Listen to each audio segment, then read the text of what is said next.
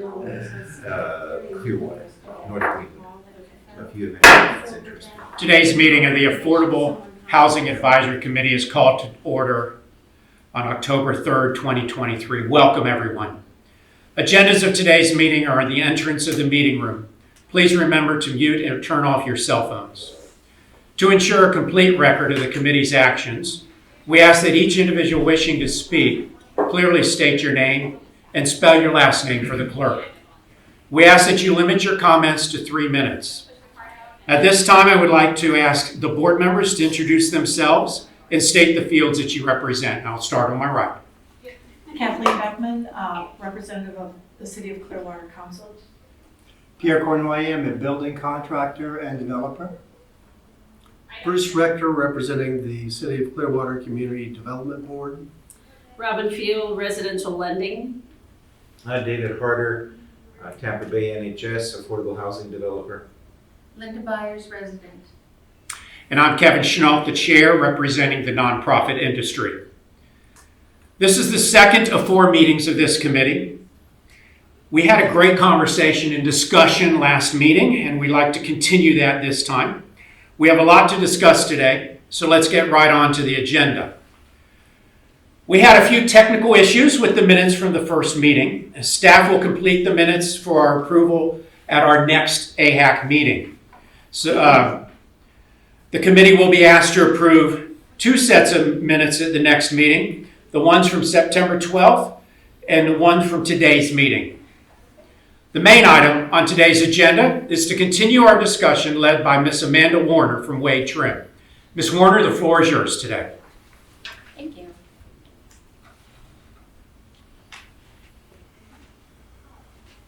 So welcome everyone. Thank you for returning for the second meeting of the Affordable Housing Advisory Committee.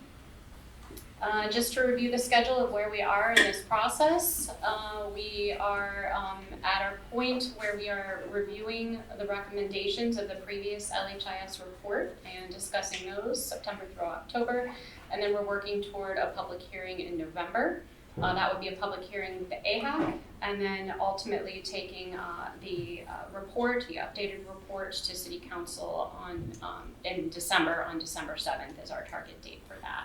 Ultimately, down the road, our goal is to include the local housing incentive strategies that come out of this report in the local housing assistance plan, and then submit that to the state as required in the spring.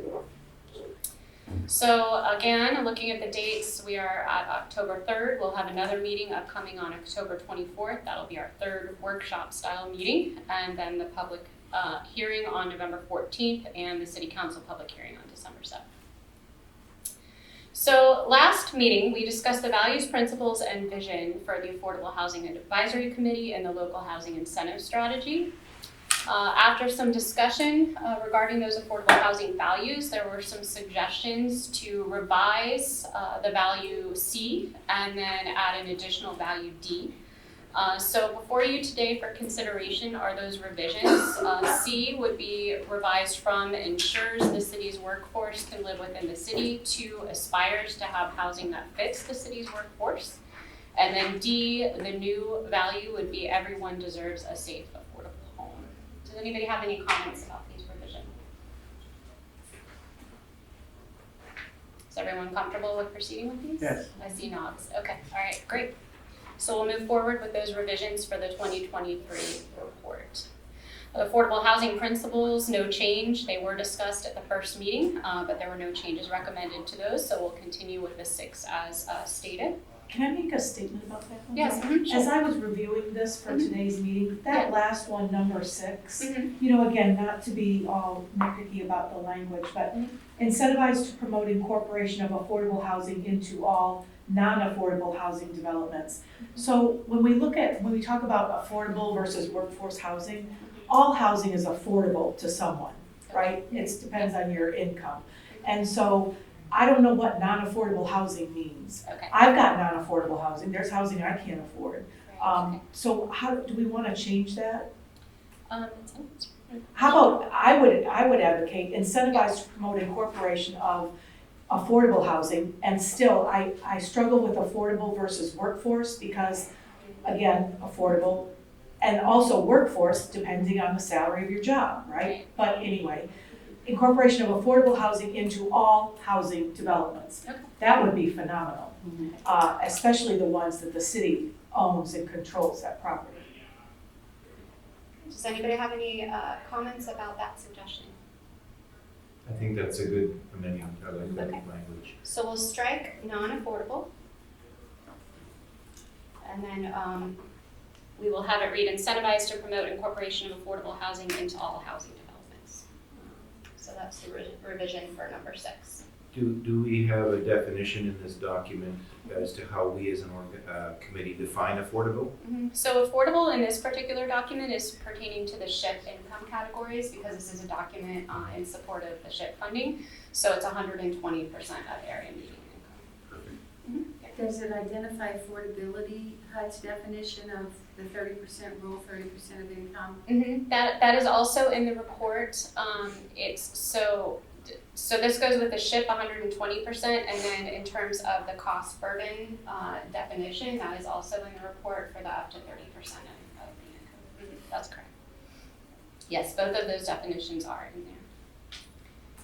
All right, so moving on from the principles, so we'll make that change to number 6.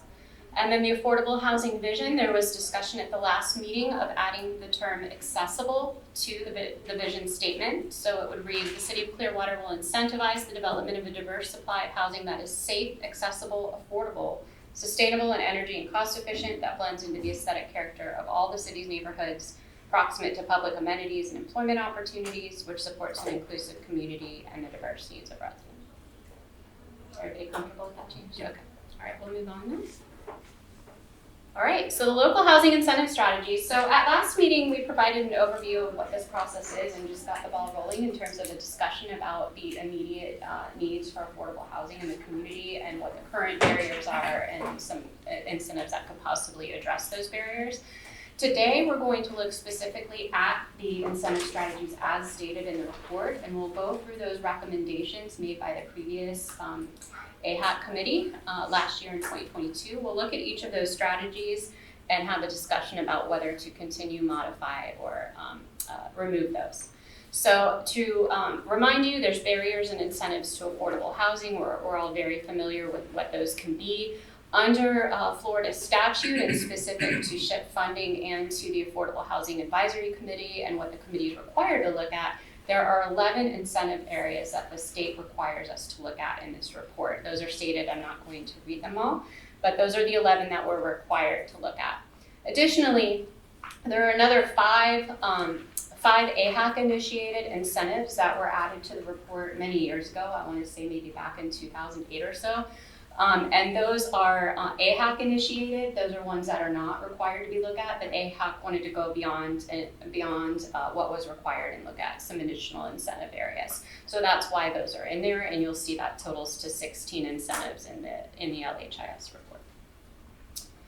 So our committee discussion on September 12th, just to recap what we heard, the current barriers and incentives to affordable housing, investor real estate and short-term rental competition. This was discussed quite a bit.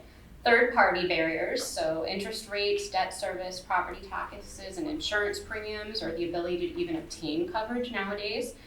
Construction costs and supply issues. NIMBYism, not in my backyard. Misconceptions about affordable housing. The need for public and political will and workforce housing advocacy. Housing providers and landlords, what are their role in providing affordable housing?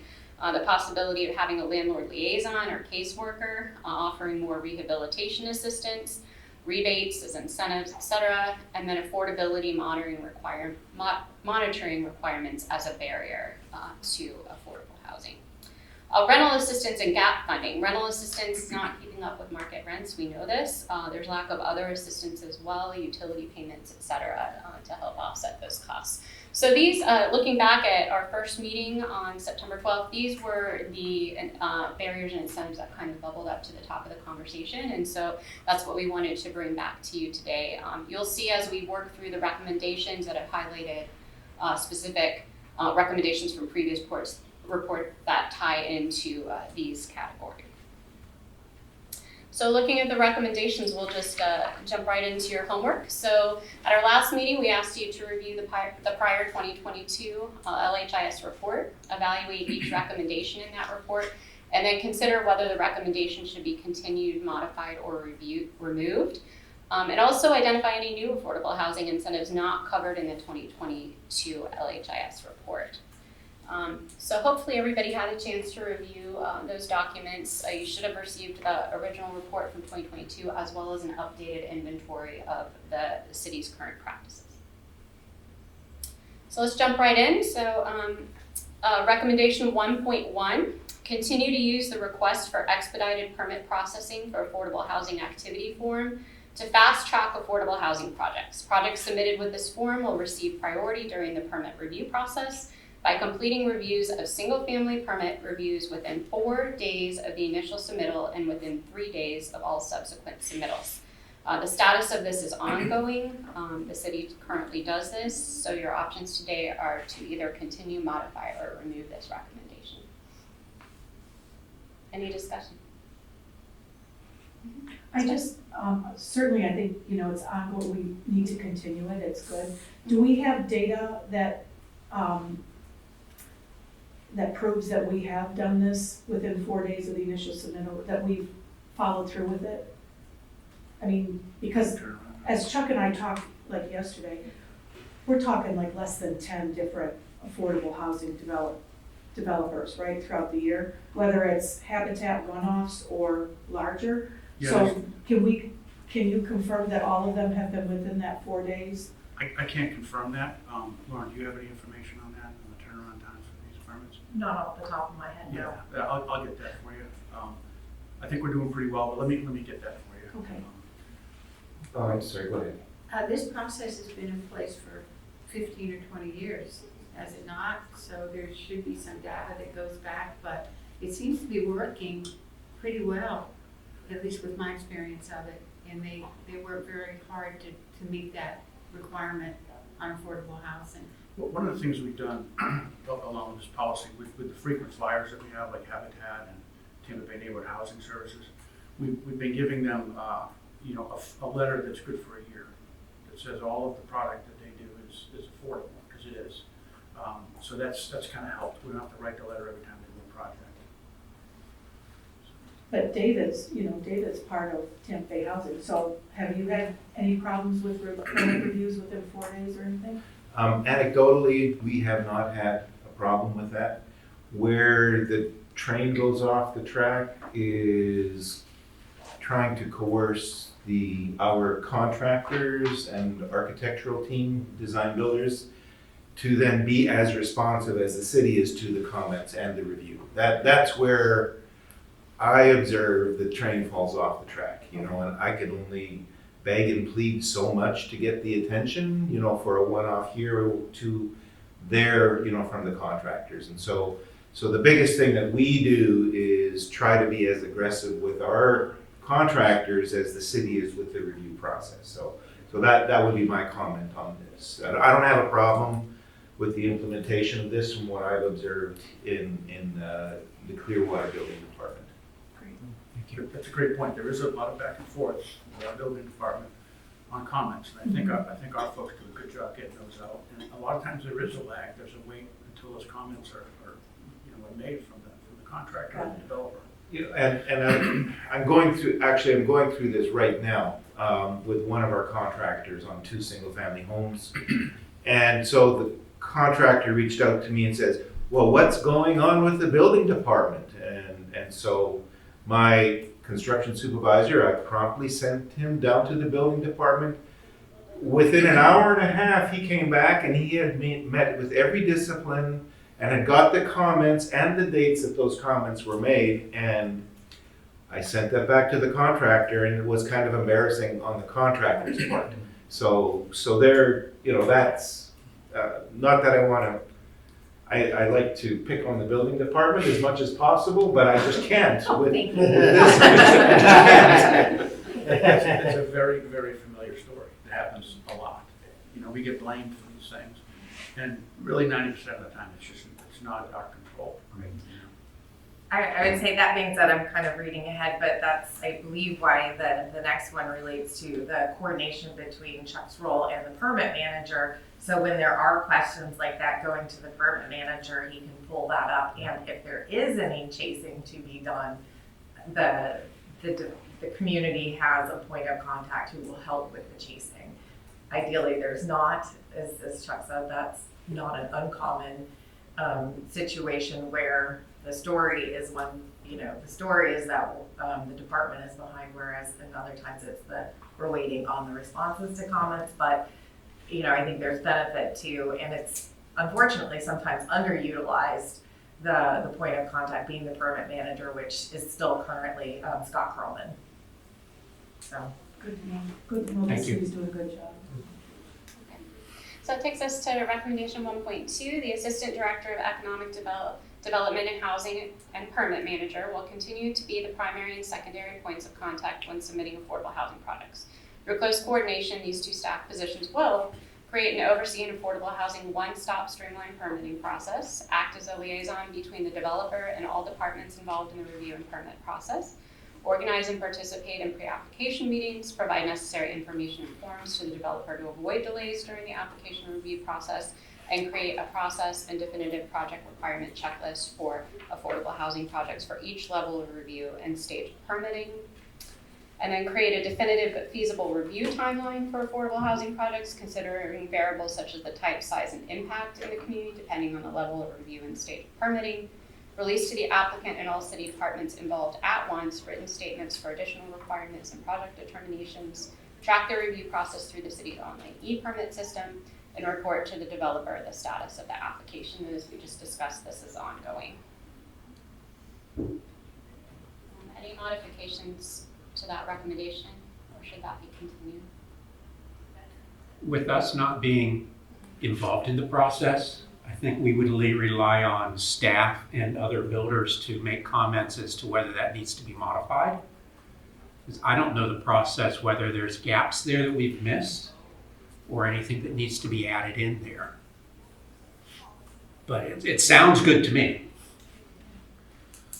I think it's pretty comprehensive.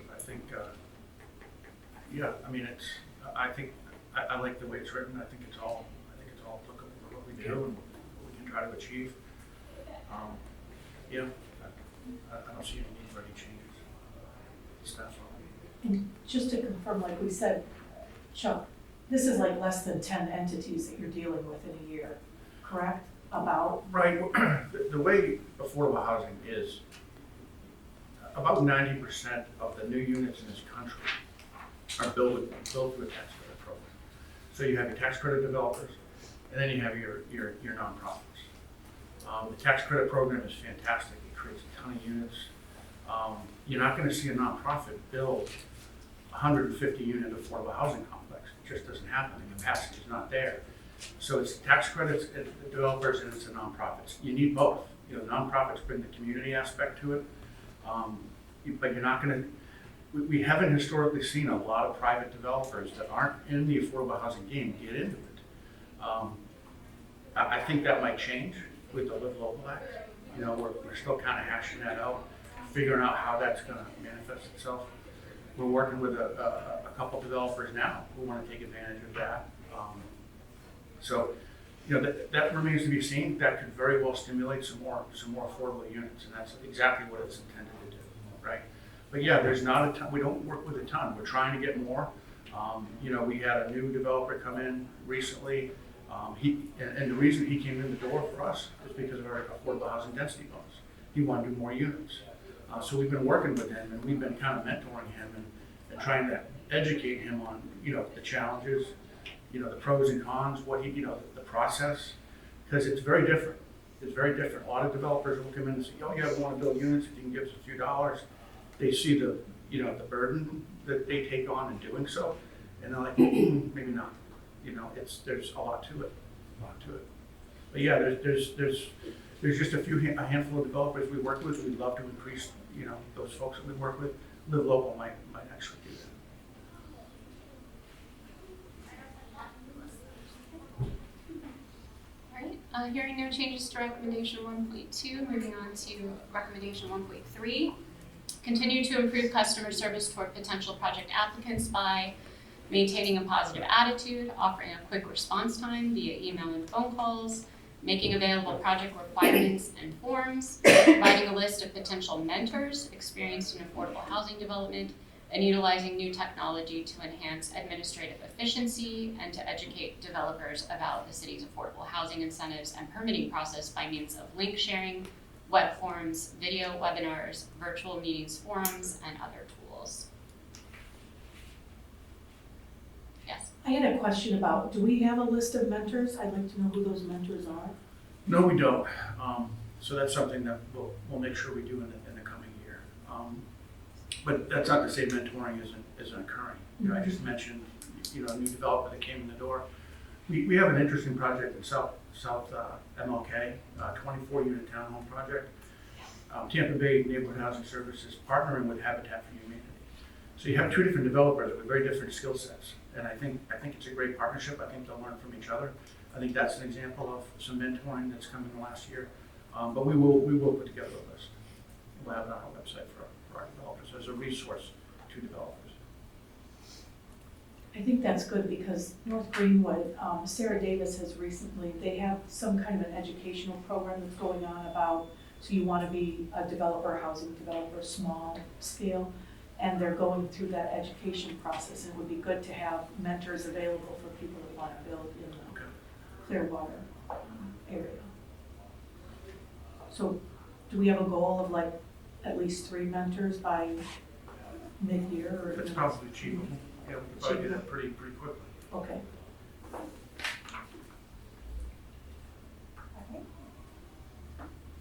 Any other comments on 1.3 before we move on? Okay. All right, 1.4, review and annually update a brochure and other informational handouts to be published in a prominent location on the city's affordable housing webpage that explains the city's development approval and permitting process to developers, including but not limited to the relationship between city and county policies and the regulation of land use, density, and intensity, city-sponsored incentives for affordable housing, such as the request for expedited permit processing for affordable housing activity form, affordable housing density bonus, parking reductions, and non-conforming exemption for affordable housing.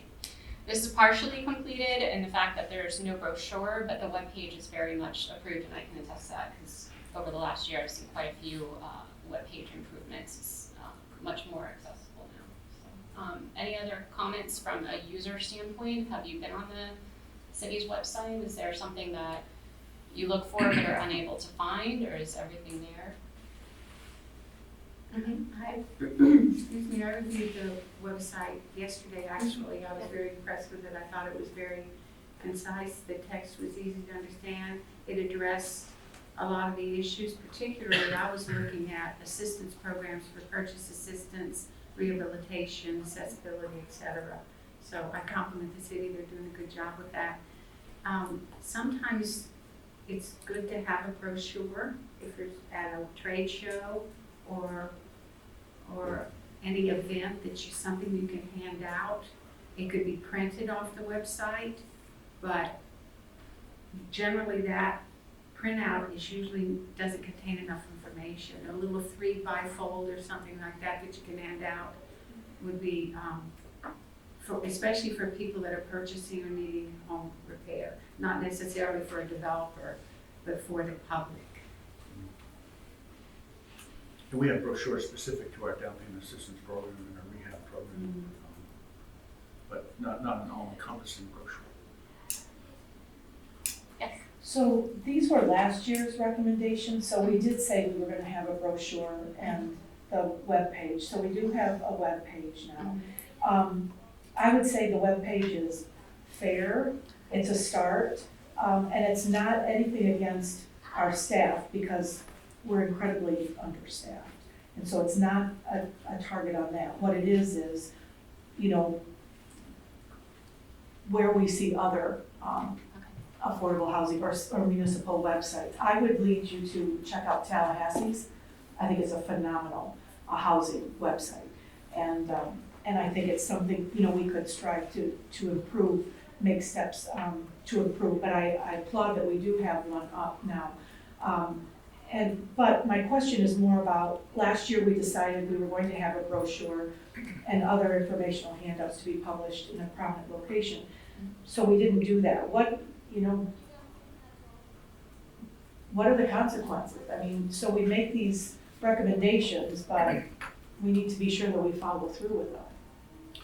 You're right about the staffing. I Yeah. spent about half of the year in another department.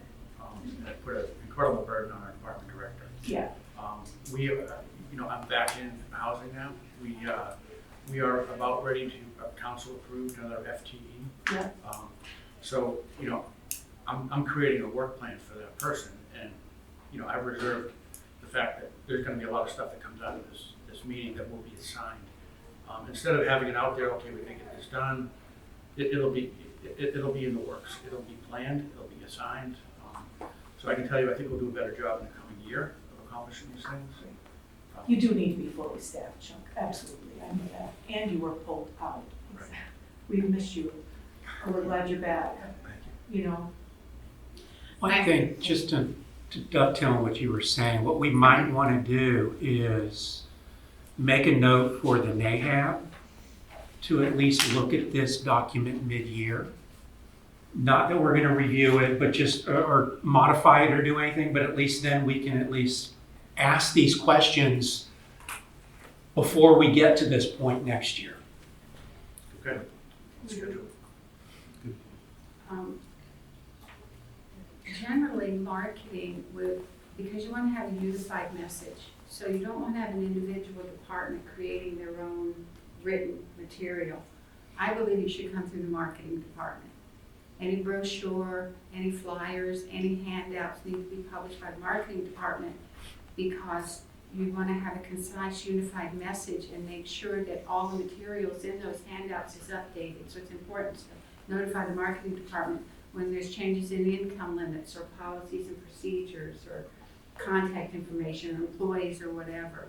So rather than have housing being responsible for developing that brochure, it should be the marketing department that takes a huge play in that.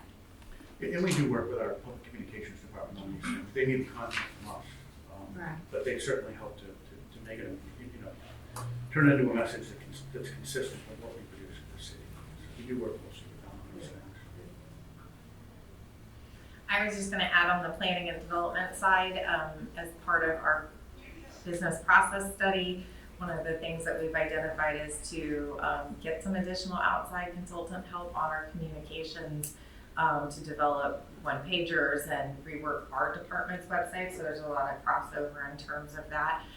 That's a little behind schedule for staffing reasons, so, but it's on my list to get that scope of work written in the near future and out there, so we know we won't be able to do it in-house with the number of things that we want to do. Great. So with that discussion, any changes to the recommendation or just continue forward with the recommendation as written? However, there'll be a mid-year check-in regarding the status of the brochure and then ongoing coordination, marketing, etc. Anything else to add to that? Okay, all right. So this will move forward, continued without revision.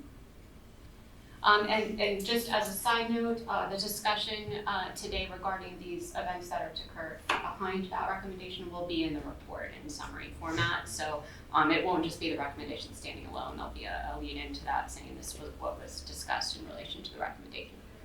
So recommendation 1.5, again under the topic of expedited review, encourage affordable housing developers of single-family homes to submit frequently used template plans for pre-screening by the building official to further expedite the staff permit review process. If you recall, I believe this was a recommendation that came out of last year's committee. This was partially completed in the sense that it's being encouraged, but no templates have been submitted so far. I'm not sure the reason why, but nobody's come forward with a template example. So. That's true. We've encouraged it, and we'll raise it again with the frequent flyers of the single-family homes. Mm-hmm. So maybe a perceived disconnect is that plans and specs from architects and design builders, they tend to be very possessive of their plans because they put a lot of energy into them. And that might be a tough ask for people to share their plans, as simple as it sounds. I know historically, I have tried to negotiate, as I've worked in different nonprofits, I've tried to negotiate a co-ownership of plans. So that if we have a need of a plan for a nonprofit, we've already paid an architect or a design builder to develop a set of plans for a unique location. I've always tried to say, I'm gonna use this again, whether you like it or not, and it's not gonna cost me a lot because I've already paid you for it. Sometimes I get lucky and they agree, sometimes I don't get lucky and they don't agree. So I think there needs to be some fleshing out as to how this may or may not work in a practical sense. You know, we've got approved plans on 3 corner lots in North Greenwood right now.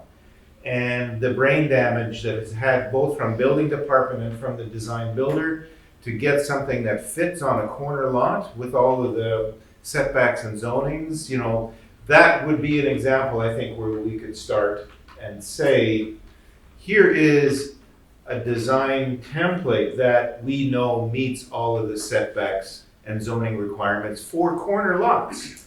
And I don't know whether we can be successful in bringing that in as a template for other people to look at and model after, but I think, you know, there's more corner lots in Clearwater that need to be developed, and so that could be something that might work if it's possible, but there's always gonna be that disconnect that I developed, I need to continue making money off of it, and how do we move forward with something like that, so. So I was thinking, you know, I was gonna ask, what does encourage mean? Encourage affordable housing developers, you know, to submit frequently used templates. Does it mean incentivize? Does it mean pay for? And I would think it would. You know, you can say, come on, please do it, it's the right thing to do, it'd be really nice. And then there it goes. But if we incentivize in some way, or really, I think we should pay for a couple of templates. And like David said, for these corner lots that can be a little more challenging to get different permitting or approval. So, you know, what would be the cost to the city to buy, you know, 3 templates? I have like no concept. Is it thousands of dollars? Or? I thought our initial view on this last year was for somebody like Habitat who may be building the same design to get their plan pre-approved so that Habitat could continue using it and expedite that process. I'm hearing now a different conversation that maybe another agency could use that plan. I don't remember exactly what our conversation was last year, but that's what I thought our conversation was, to make things better for Habitat next time they want to build XYZ plan that is already approved. And I apologize if I've, not being here previously, taken this in the wrong And I could be remembering wrong No. too. I think I think So- you're remembering correctly. Yes. So, Yes. so a lot of municipalities, building departments, a phrase that we use fairly often is called a cookie cutter plan. And so the review is complete on everything except site related issues, and then it's approved as a cookie cutter plan. So the only review that has to come back, as long as the building code stays current, is the site review from that perspective. And I know I've worked in many, many municipalities that have that labeled to a set of pre-approved plans, except for site review. So if that, I don't know whether the building department here in Clearwater has a similar label for things like that, but that would be the other approach that would make sense at this point in time. So I don't know what the. I'll just say, I do recall that the discussion was that it was that one developer looking to build, per se, many houses, submitted one plan, that was their plan for, you know, the next 10 houses or so, and then in that way it expedited review because it had already been reviewed for different aspects, and then that would limit the number of things that would be reviewed each time that application came in. You know, there's 2 different ways to look at it. There's that, and then there's also example templates, you know, for anybody coming in. You know, it's either direction with that. in either case, both have the potential to reduce the review time, so.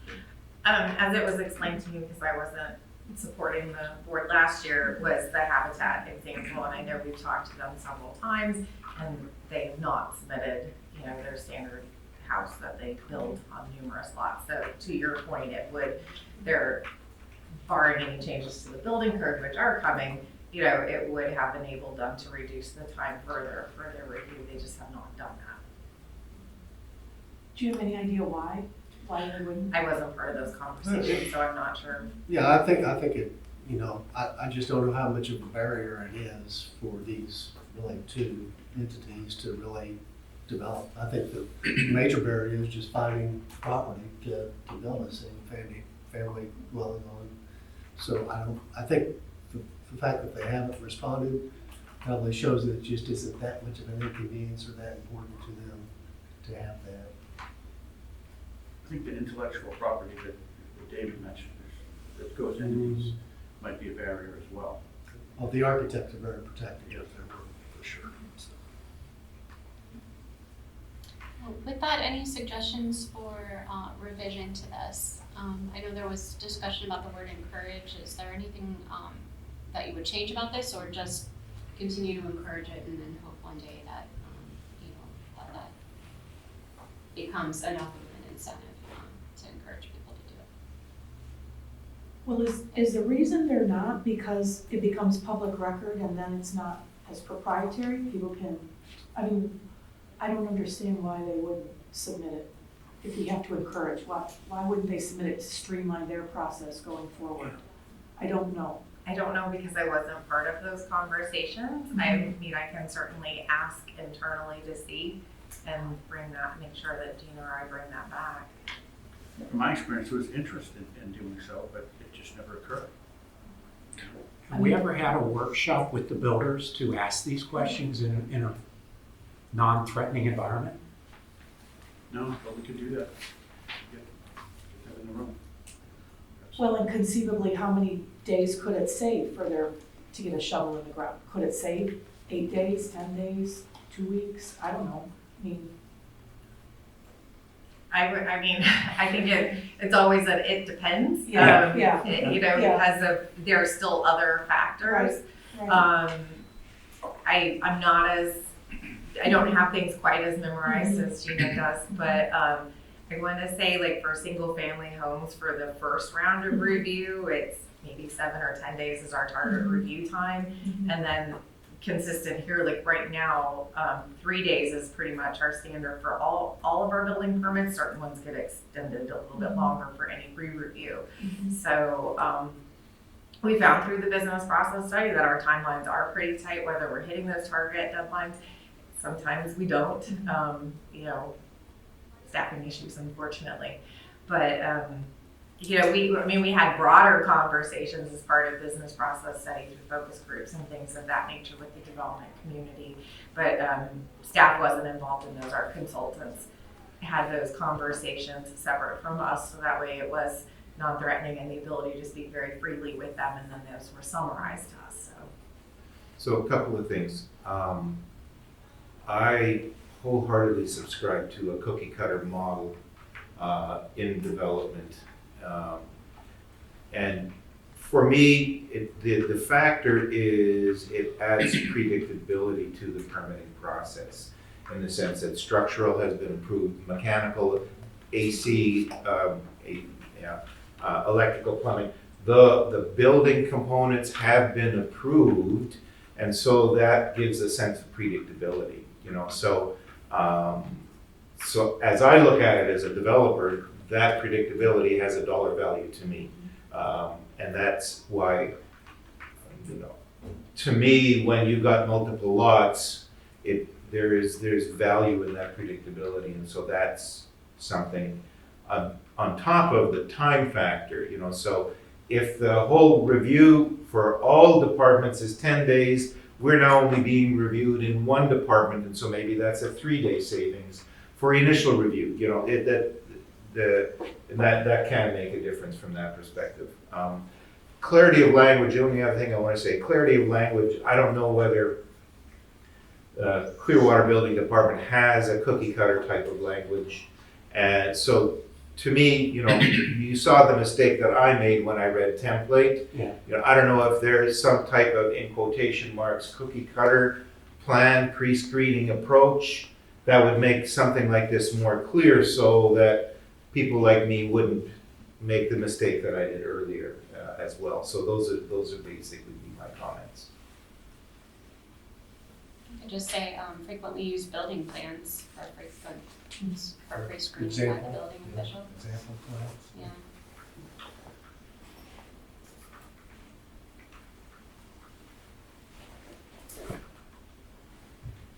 Do either of those sound better for the committee, either building or example plans?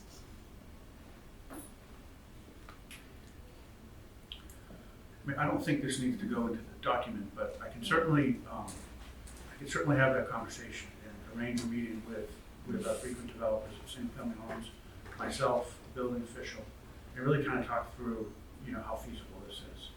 And I can do that over the next few weeks and report back. Because it is, there are some unintended consequences there and some challenges that just bubble to the surface when you get into it. So let me have that conversation. I'll get back to you. All right, so we'll hold this one until Chuck reports back, and then possibly discuss it at the next meeting in terms of any revisions necessary. So let's go to modification of fees. So this is a new incentive area, modification of fees. And the recommendation 2.1 was to coordinate with Pinellas County regarding database rate flexibility within the multimodal impact fee to support the provision of affordable housing.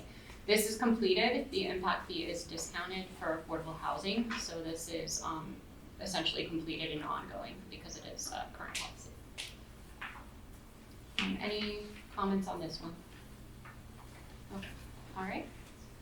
So 2.2, again, regarding modification of fees, continue to assess the financial, legal, and administrative feasibility of reducing, refunding, or redefining by unit size the cost of impact fees and or permitting fees related to the development of affordable housing with the goal of being on par with other municipalities and Pinellas County.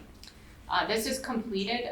The Parks and Recreation impact fee has a waiver in it regarding this. That was toward this recommendation. Anything? We also have a dedicated funding source. It's a finite source that we can use to pay permitting fees for single-family homes. Do you have a report or information as to how we fare with other municipalities in the county? Are we higher, lower, on par on our fees? We just reduce the fees, right? We did. We reduced fees for affordable housing on the building permit side of things. I think in general, from a building permit fee and site plan fee, we're generally lower than others. That being said, we intend to do a fee study sometime perhaps in the next year to evaluate that and see where we're at officially. Thank you. All right. Any changes to 2.2 before we move on? Okay. Well, Okay. just that 2.2, as Kevin said, can we have a statement of how we, because with the goal of being on par with other municipalities in Pinellas County, can we just see where the other ones are and where we stand for the next meeting? Parks and rec fees or all that stuff? They just I mean, did a could we at least study, do didn't Largo? Because when we changed that, I think the Clearwater Community Development Board, they hired out a study to show that it's been done within the last year or so. The Parks and Recreation fee, yes, that was their first update since the 80s. Right. And so they had a significant study that went into that one. So ideally, it's been a while since I've read it. So any of that information should be in there. Okay. All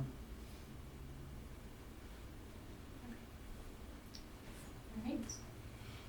So 2.3, again, regarding modification of fees, the Planning and Development Department will continue to implement the fee schedule of fees, rates, and charges ordinance to provide for a reduction in the plan review and permit fees for single-family homes. This has been completed. My understanding from city staff is that the fees have been reduced by 75%, so that's significant. And so this is completed and ongoing in effect. Any comments regarding that? All right, moving on to 2.4. The Economic Development and Housing Department will continue to assist with the payment of plan review and permit fees and impact fees utilizing state and federal funds designated for affordable housing. This is completed, the fees are reduced, plus the city has a policy to write down loans to achieve profit on city-funded projects. So this is in place, I believe it's 12%. Yeah, our typical policy, we provide a 12% developer fee. And on single-family homes, if they have to reduce the sales price because of the income level they're serving, and they end up not making money or not making a profit or a small profit, we'll forgive enough of the loan to ensure they make a 12% profit on total development costs, which is different than the 12% developer fee. Developer fee is 12% of construction costs. So, we basically take the risk out of the developer to ensure that a 12% return on their investment. All right, any comments on 2.4 before we move on? All right. So moving into flexible densities, so this is a new incentive area. So number 3, 3.1, continue to provide allowance of density flexibility for affordable housing developments. This is completed.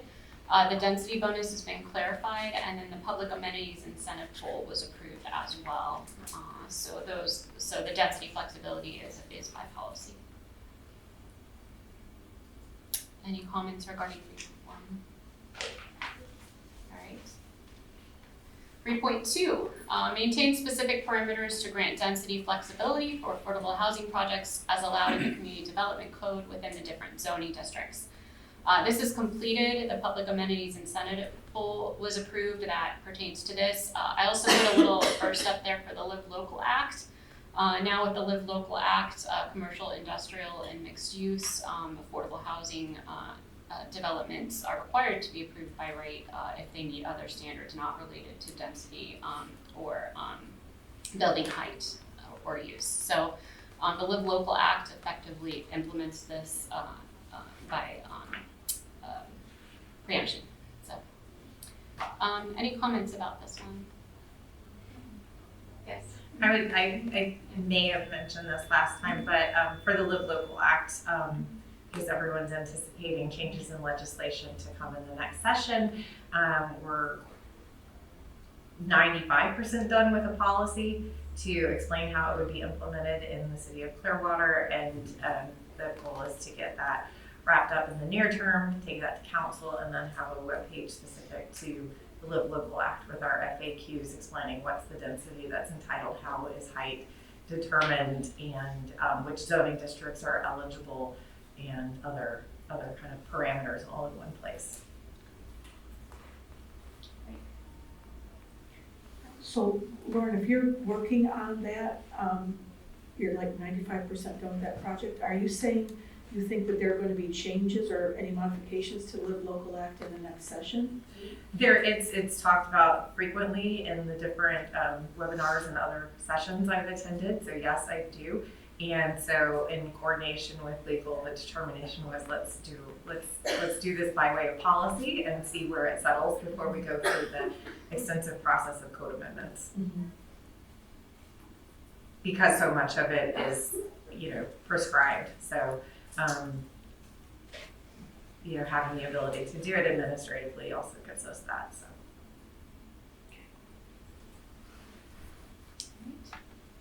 So 3.2, hearing no changes, we'll move on. 3.3, continue to define the density allowance for an affordable housing project as part of a pre-application meeting prior to formal submission of the civil site engineering requirements. This is completed, it occurs at the BPRC meetings. This is just a regular part of the development review process that occurs within the city.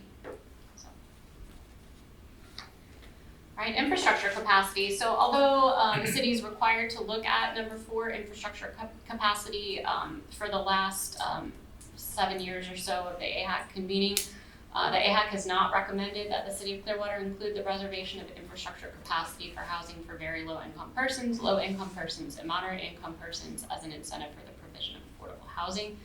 The status of this is effectively no recommendation. Because the city's built out and infrastructure is already in place, this is why the city has not had a recommendation pertaining to this because of the way the city is currently developed. Would this impact if there needs to be infrastructure improvements, or would anything we foresee in the coming years of improving or updating our infrastructure, would that affect here? Would we need to be looking at it for that purpose? So this is specifically related to capacity of the infrastructure. However, I mean, there could be a situation where you would need additional infrastructure capacity for growth. So there's a potential you could have a recommendation regarding this for the future. I'm not sure in terms of implementation, that may be something that would need to be worked out in terms of how Public Works would look at that. I don't know, Chuck, do you have a sense for how the city would? Well, I think the way that's written is if we, a capacity issue with Right. our sewer plants, if we need to increase Yeah. capacity Right. for future Yeah. development, and I don't think that's the case now, I don't think that's necessary. So what you're talking about more or less laying pipe. And, if a development is 200 feet from the nearest sewer line, then that's a cost, and that's something that we can assist with as part of the total development cost. We can actually use CDBG money for that if it's an affordable housing project. So there's ways we can help with that. There's very few, I've heard of, in my career here in Clearwater, very few instances where the sewer and water wasn't readily available. There was one instance down out in the south end of the city, where about a 200-foot length, and that project actually never got developed for other reasons. But it doesn't happen that often. When it does, we're able to, we have the ability to try to assist with the funds that we manage. I think I was thinking more of if the existing pipe deteriorates and we have to replace miles and miles of pipe, would that then affect this, or is that just built into the? I don't think so. When we replace a pipe like that, we're not going to reduce our capacity in doing so. Good question. The only reduction would be, there is a method of lining a pipe, so the diameter is actually lower, but it's negligible. We don't take out a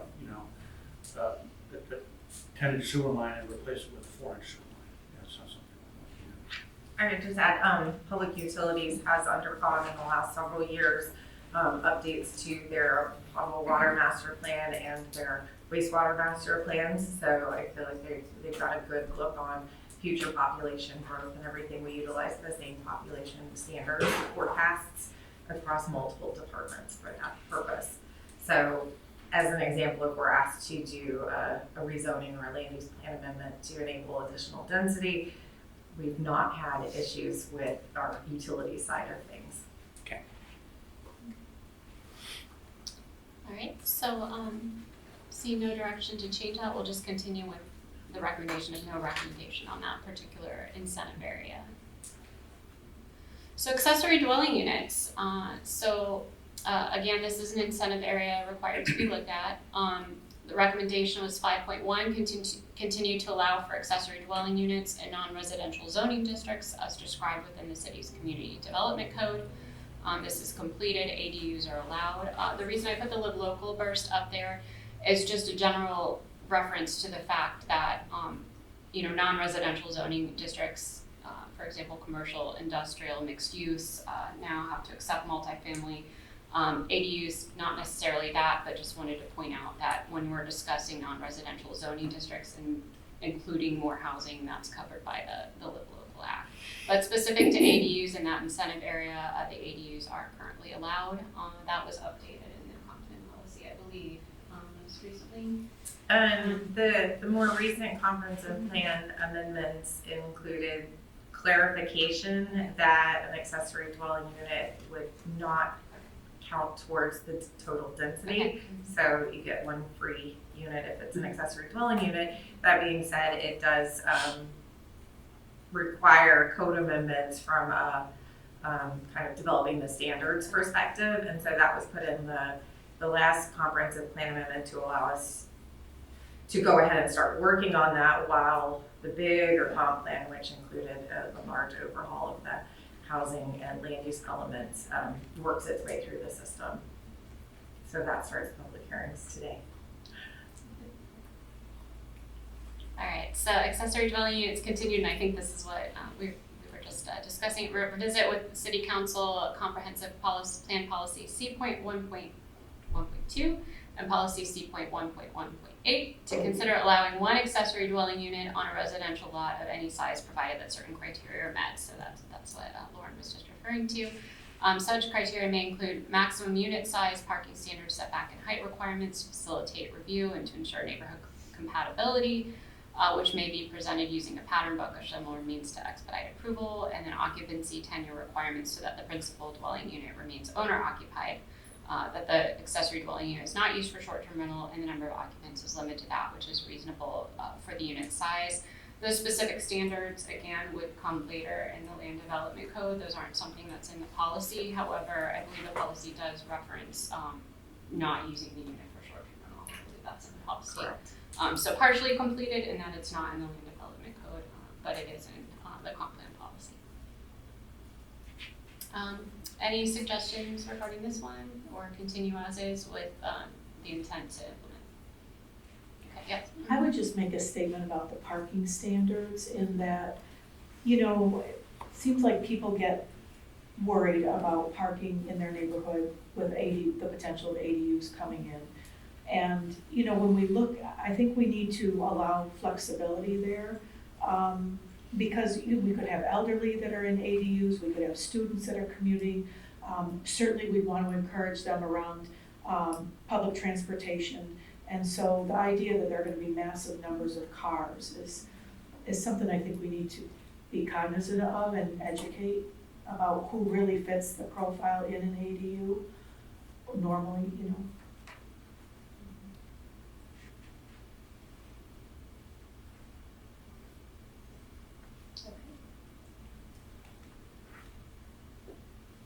All right, does that, do you think that requires modifying the language around parking standards as stated in the recommendation, or just a background Just a of background, documentation just- of the yeah, I discussion think that so. when this is implemented? Yeah. What do you think, Lauren, right? I mean, it just says may include, certainly parking standards would be. Sure, I don't know exactly where all of that list came from because it's not spelled out in the policy, which is right, like it pushes it to the code development.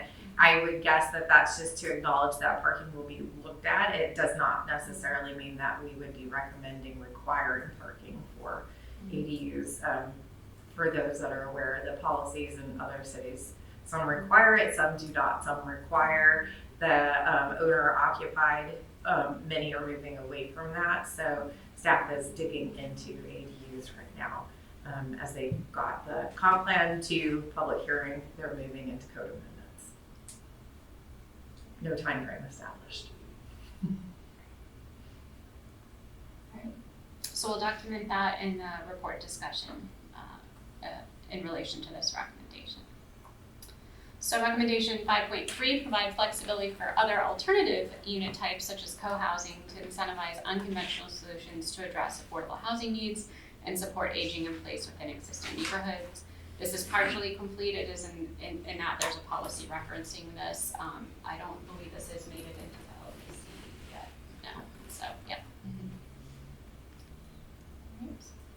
Any comments about this recommendation? Just continue. All right, parking reduction. So new incentive area, this is number 6.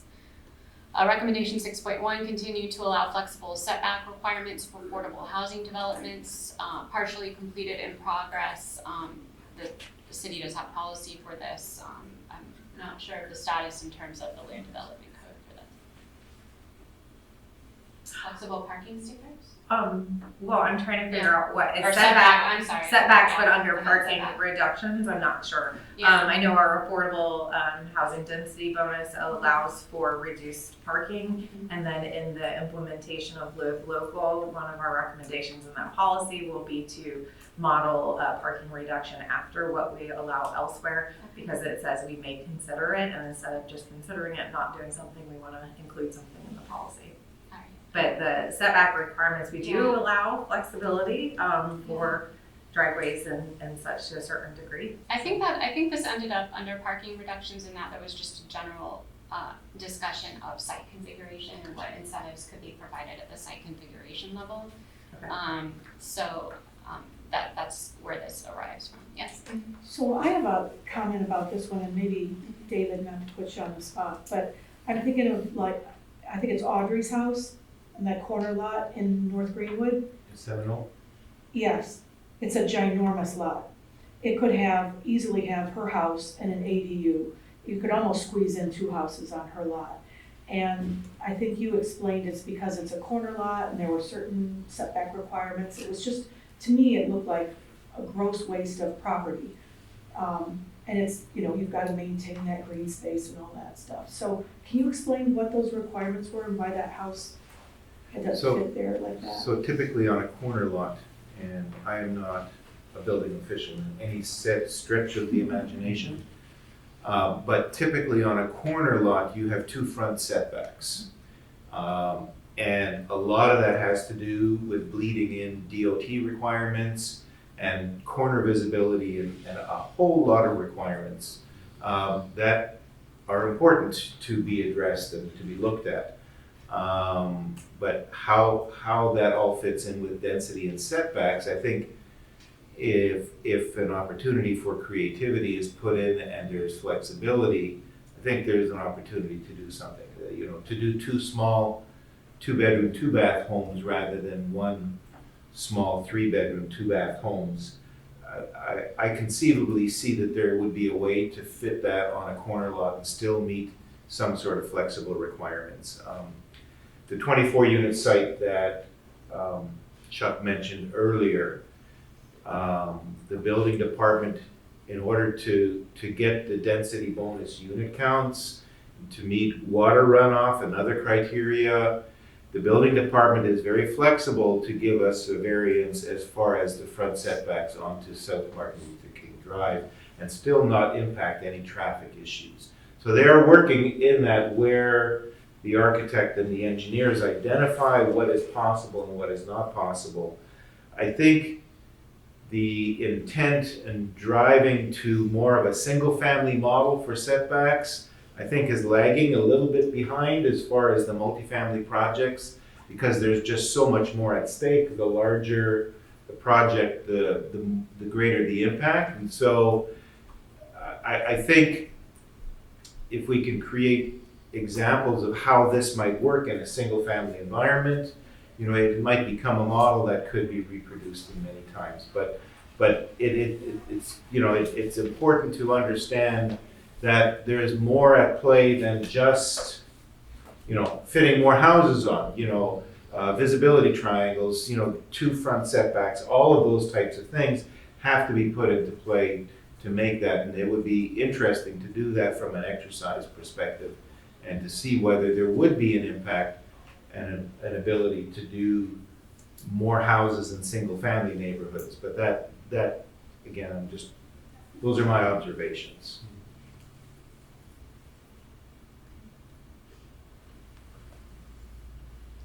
So with 6.1, I don't hear any suggestion to change it necessarily, but that in terms of the discussion, maybe some more focus on what additional flexible setbacks can be required in terms of lot configuration for incentivizing affordable housing.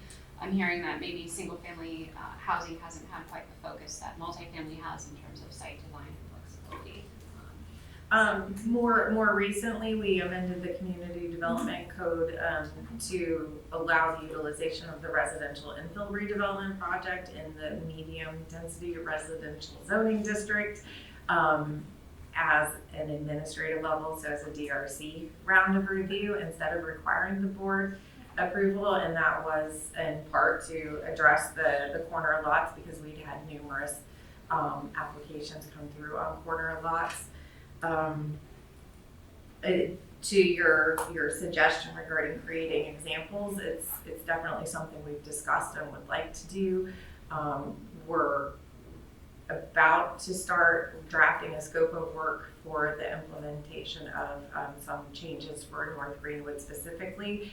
And it's a great neighborhood in terms of providing the different sizes of lots and primarily single family. And they wanted to maintain that look and feel. So ideally what we'll gain from that, we can then replicate in other zoning districts.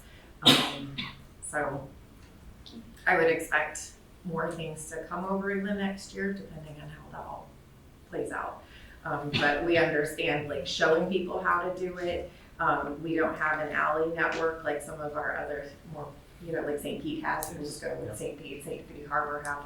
They both have more alleyways, so that kind of changes things. And what we don't want to happen is, have your entire street filled with driveways either.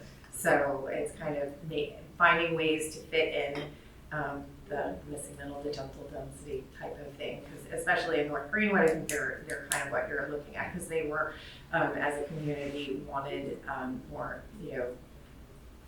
they were supportive of duplexes, quads, but the character and maintenance of kind of their overall look and feel was important. So we'll be navigating those. To Laura's point on the corner lot, my experience has been the biggest challenge with developers is the time it takes, or it did take before that adjustment. We had a developer build a single-family home in North Greenwood. They own the corner lot and the lot next to it. Instead of going through the time to get the flexibility and the setback on the corner lot, they chose to do one home in the middle of the two lots. And it was just kind of a waste of space. It was a lost opportunity. So I think reducing the time it takes to get that approved is critical. I commend Lauren's department for doing that. Parking. You eliminate parking, you put more people on the street walking. So we haven't talked about sidewalks and how they interject with parking. Because I've seen many, many times that you've got a row of duplexes at a sidewalk and you've got all the cars parking across the sidewalks. So people have to go into the street to get around the cars. Not only do they park across the sidewalks, they park parallel with the sidewalks. And it's not being enforced. There's people parking going in the wrong direction, facing each other. So when you reduce parking, you put more people on the street, but you don't provide for them a way to walk.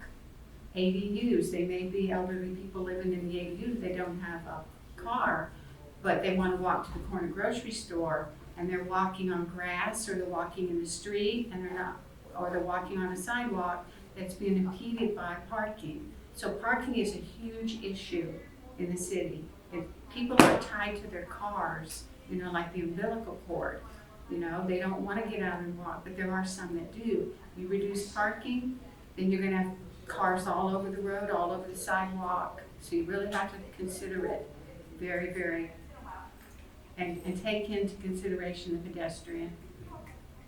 You make a good point. We never want, although we want to do all we can to facilitate and encourage affordable housing, we never want to jeopardize safety of kids in neighborhoods. And what you're talking about is, it's not just adults, but it's, kids not being able to get up and down the street, which we want them to be active in the community, and be active kids and have an active lifestyle.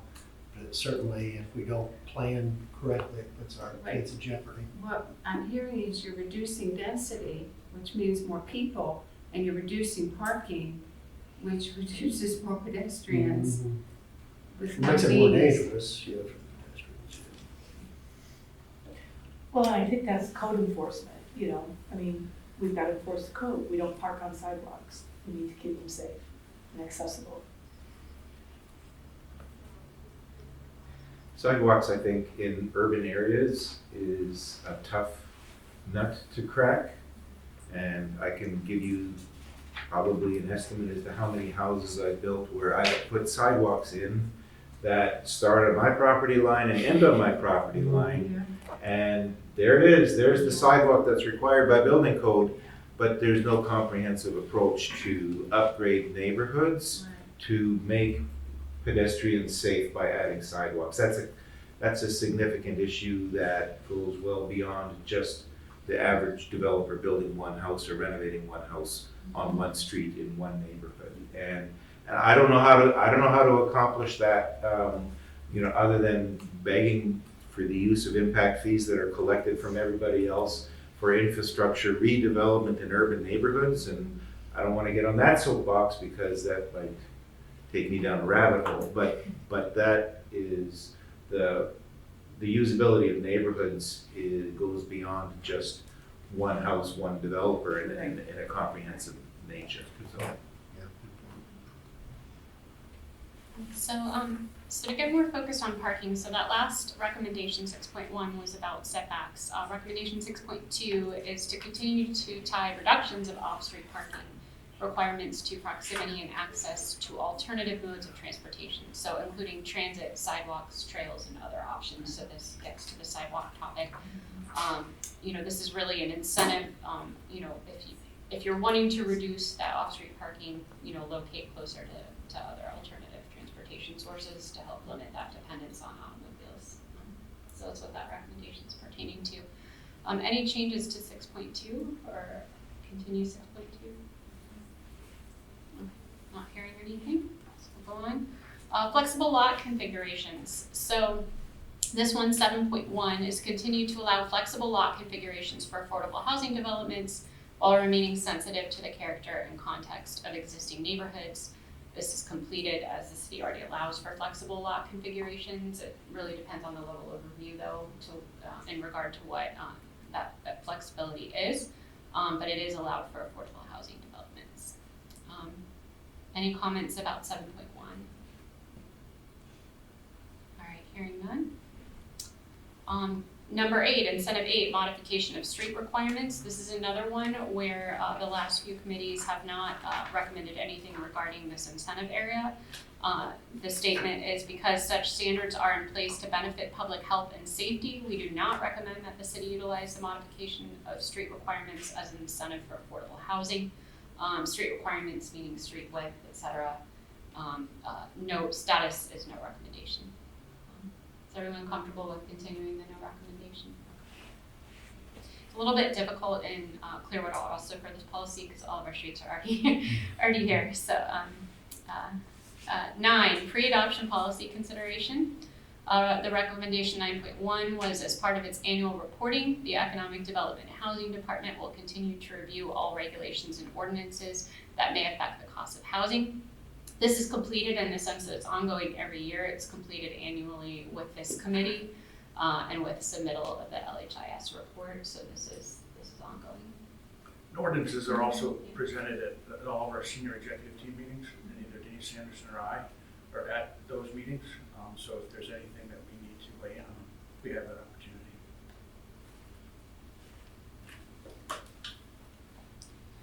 9.2, continue the review process maintained by the senior executive team through which any new regulatory instrument created in the city, ordinances, regulations, etc., can be evaluated for its effect on housing affordability, as Chuck just mentioned. This is ongoing. One ahead of you, I guess. Yeah, yeah, you're freshen about the next slide. We don't usually wait till that meeting to have conversations with Chuck's team, so.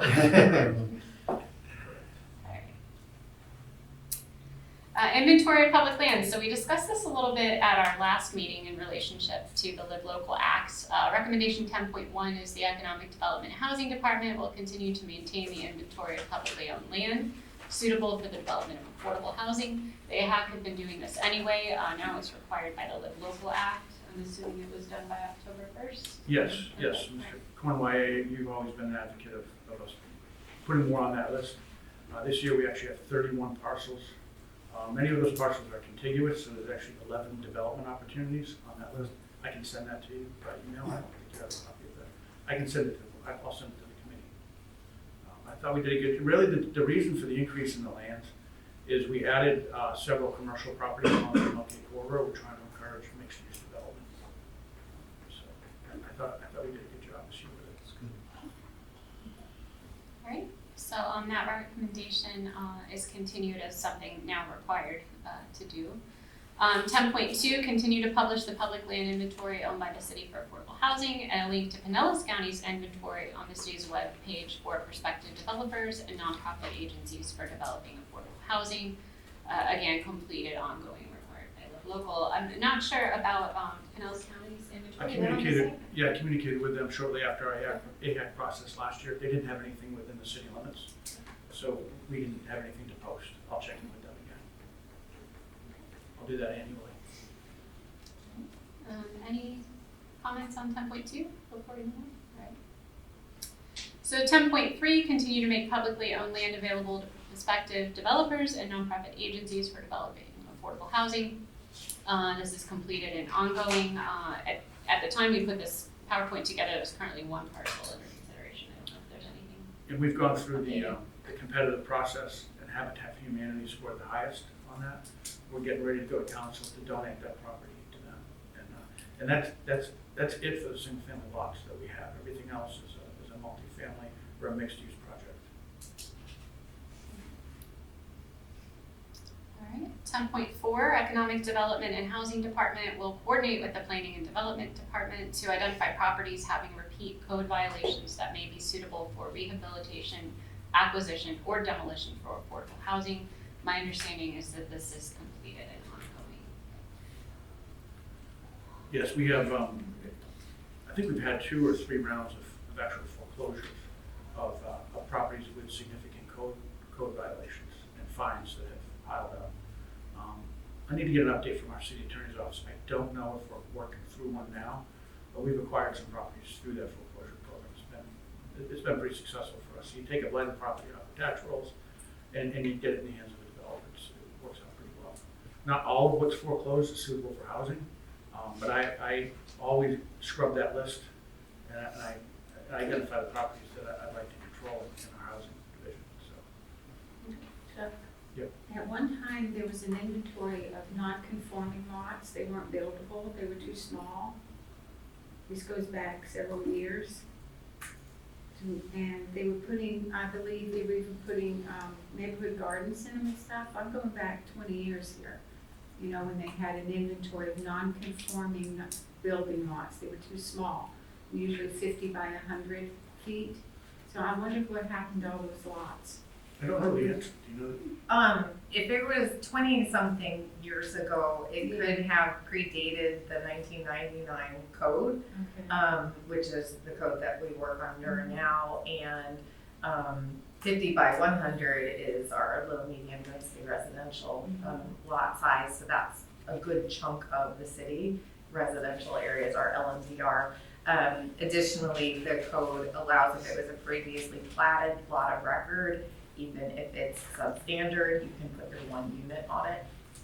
So that may have eliminated the need for I remember some other. the city donated the land, they split the lots and donated each half to the neighbors, if I remember correctly. Well, our charter governs how we dispose of land and or transfer it, sell it, and it's very limited. There's very few options that we have. Recently, within the last few years, we updated that charter to provide some flexibility for sale of an uneconomic remainder of land. Right? Because those are the pieces I think you're talking about that nobody's going to buy them because you can't put anything on them. Right. But they could be useful to the person who owns the property next door. So those are evaluated on a case by case, but we have the flexibility to sell those lots to the neighboring properties now. So, yes. Is that publicly facing, the list identified properties having repeat code violations that may be suitable for rehab, acquisition, or demolition for affordable housing? Is that publicly facing in any way? Well, you know, the way we've worked through it is through foreclosure, right? And we can't initiate a foreclosure proceeding without council approval, so it's public facing in that area at minimum. Okay.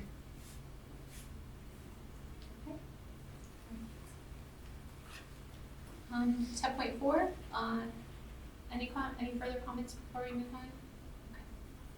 10.5, continue to monitor the policy procedure for distribution of city-owned lots, consider including energy-efficient items and related emerging technologies into the scoring matrix to support environmentally friendly development in partnership with Green Print 2.0 timeline.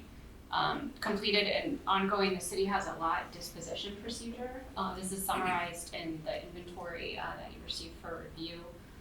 I don't know if there's anything else. So that's for single family lots. And you know, again, we're disposing of the last one that we have now. For multifamily product, it's just, there's no cookie cutter there. We have to work with the developer on a case by case on some of these things. There's no one size fits all. So, when we have a developer that's coming in with a multifamily project, we work pretty closely on what those features are going to be, and it's part of the process. Yes. I had a question about that lot disposition policy. So it says the lot disposition policy establishes a clear and transparent process for donating appropriate city-owned lots.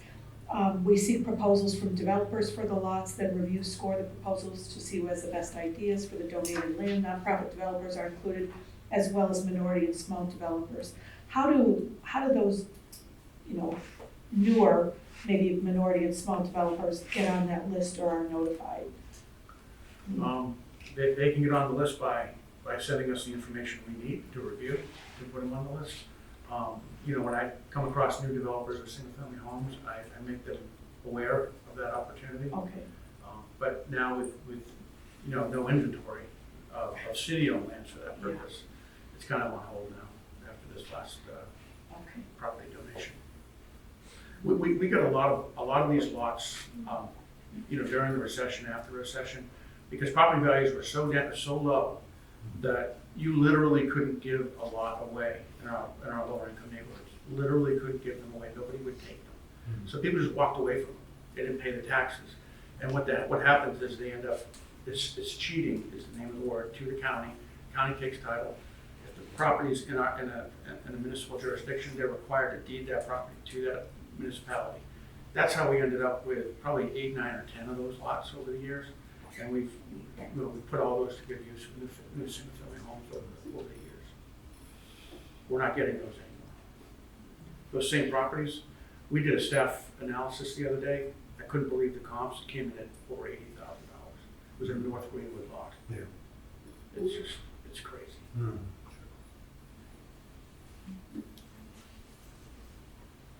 Okay.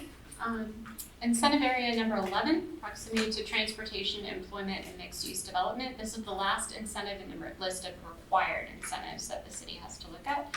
Recommendation 11.1, the city will maintain and implement future land use element policies, and I won't read them all out, a number of policies in the future land use element.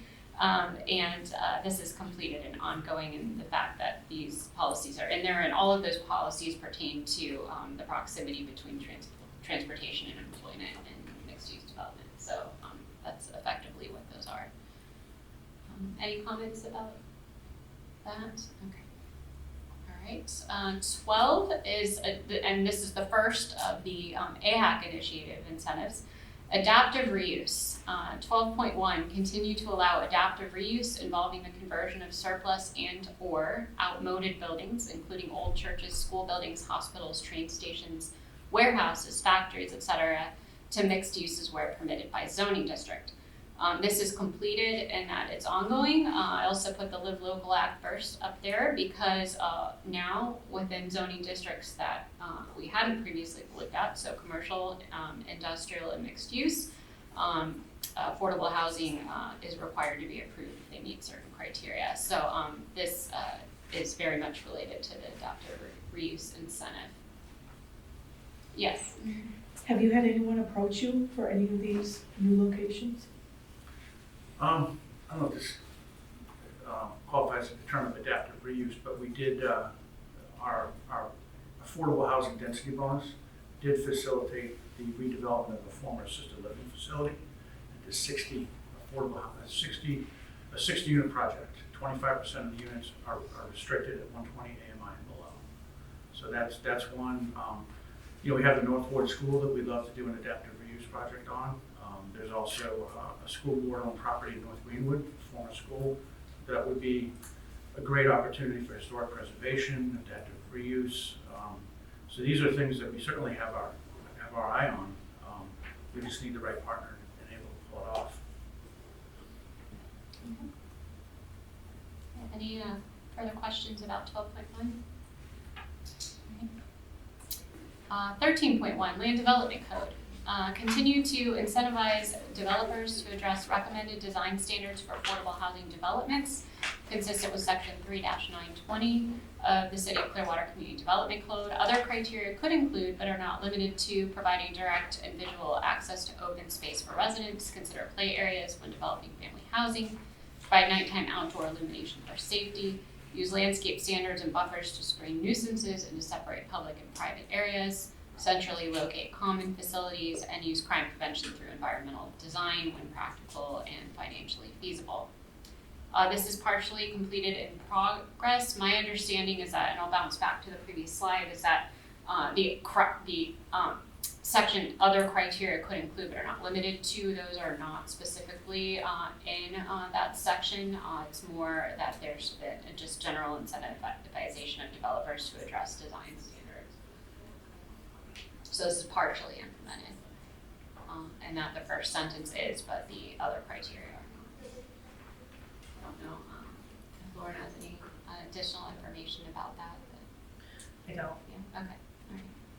But these types of things are covered in our comprehensive plan, or updated. Some of these things, aren't they articulated there?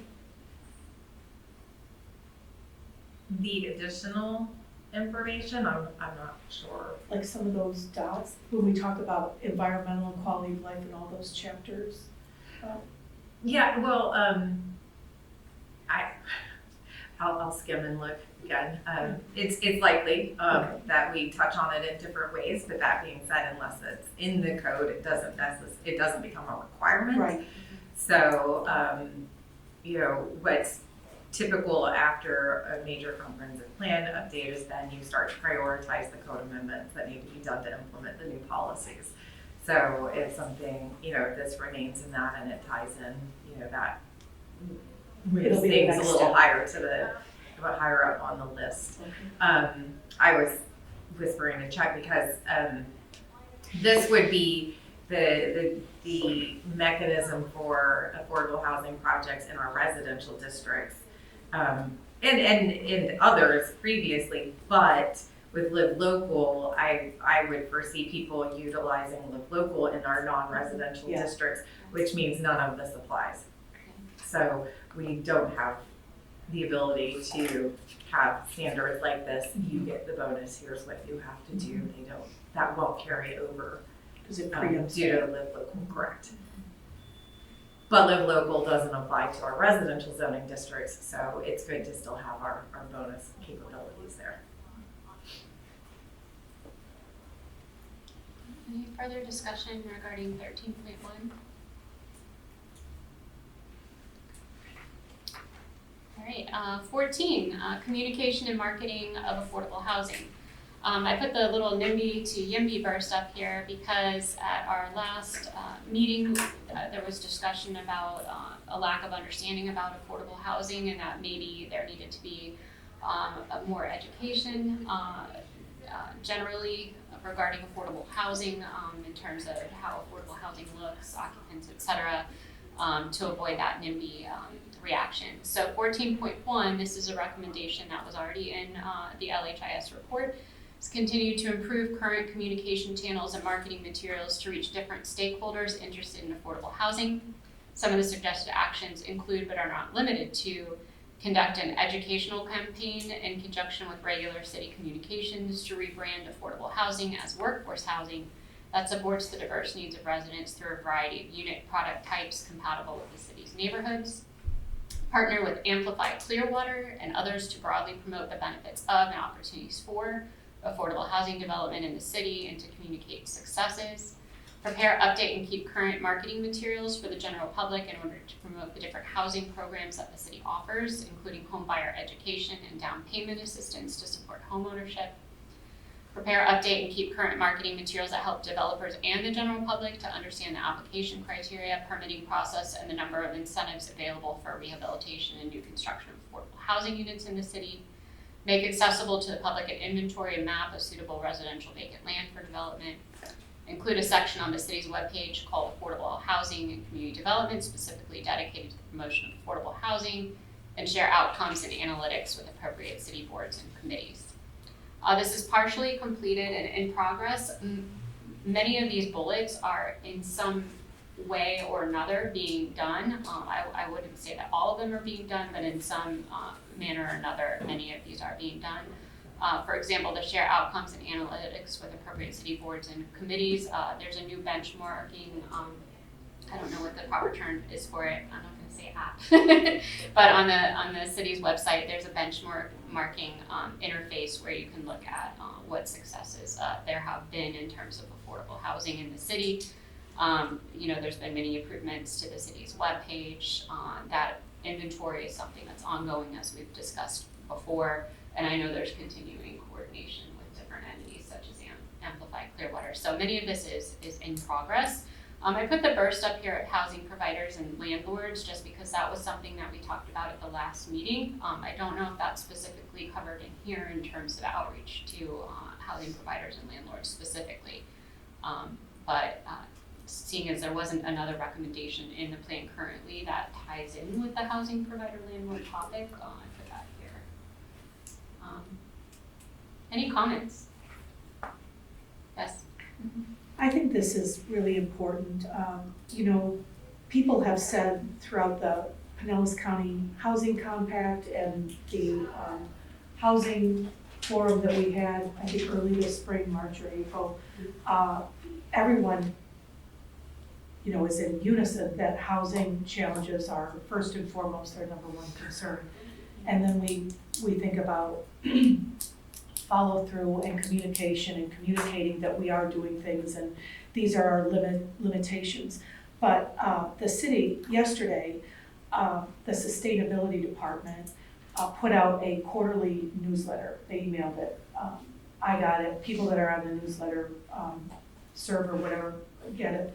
But it is phenomenal. It's going to be a quarterly one. It talks about the money savings. It talks about meeting goals for preprint, blah, blah, blah. It's really, really impressive. And, again, not to put more demands on our staff, but this is what I think is required. And when we have dashboards that can hopefully self-populate and for the most part, and report what's going on every day that somebody wants to access a dashboard, but a quarterly newsletter or communication out to the public in general, as well as to our staff, is really important that we are doing something.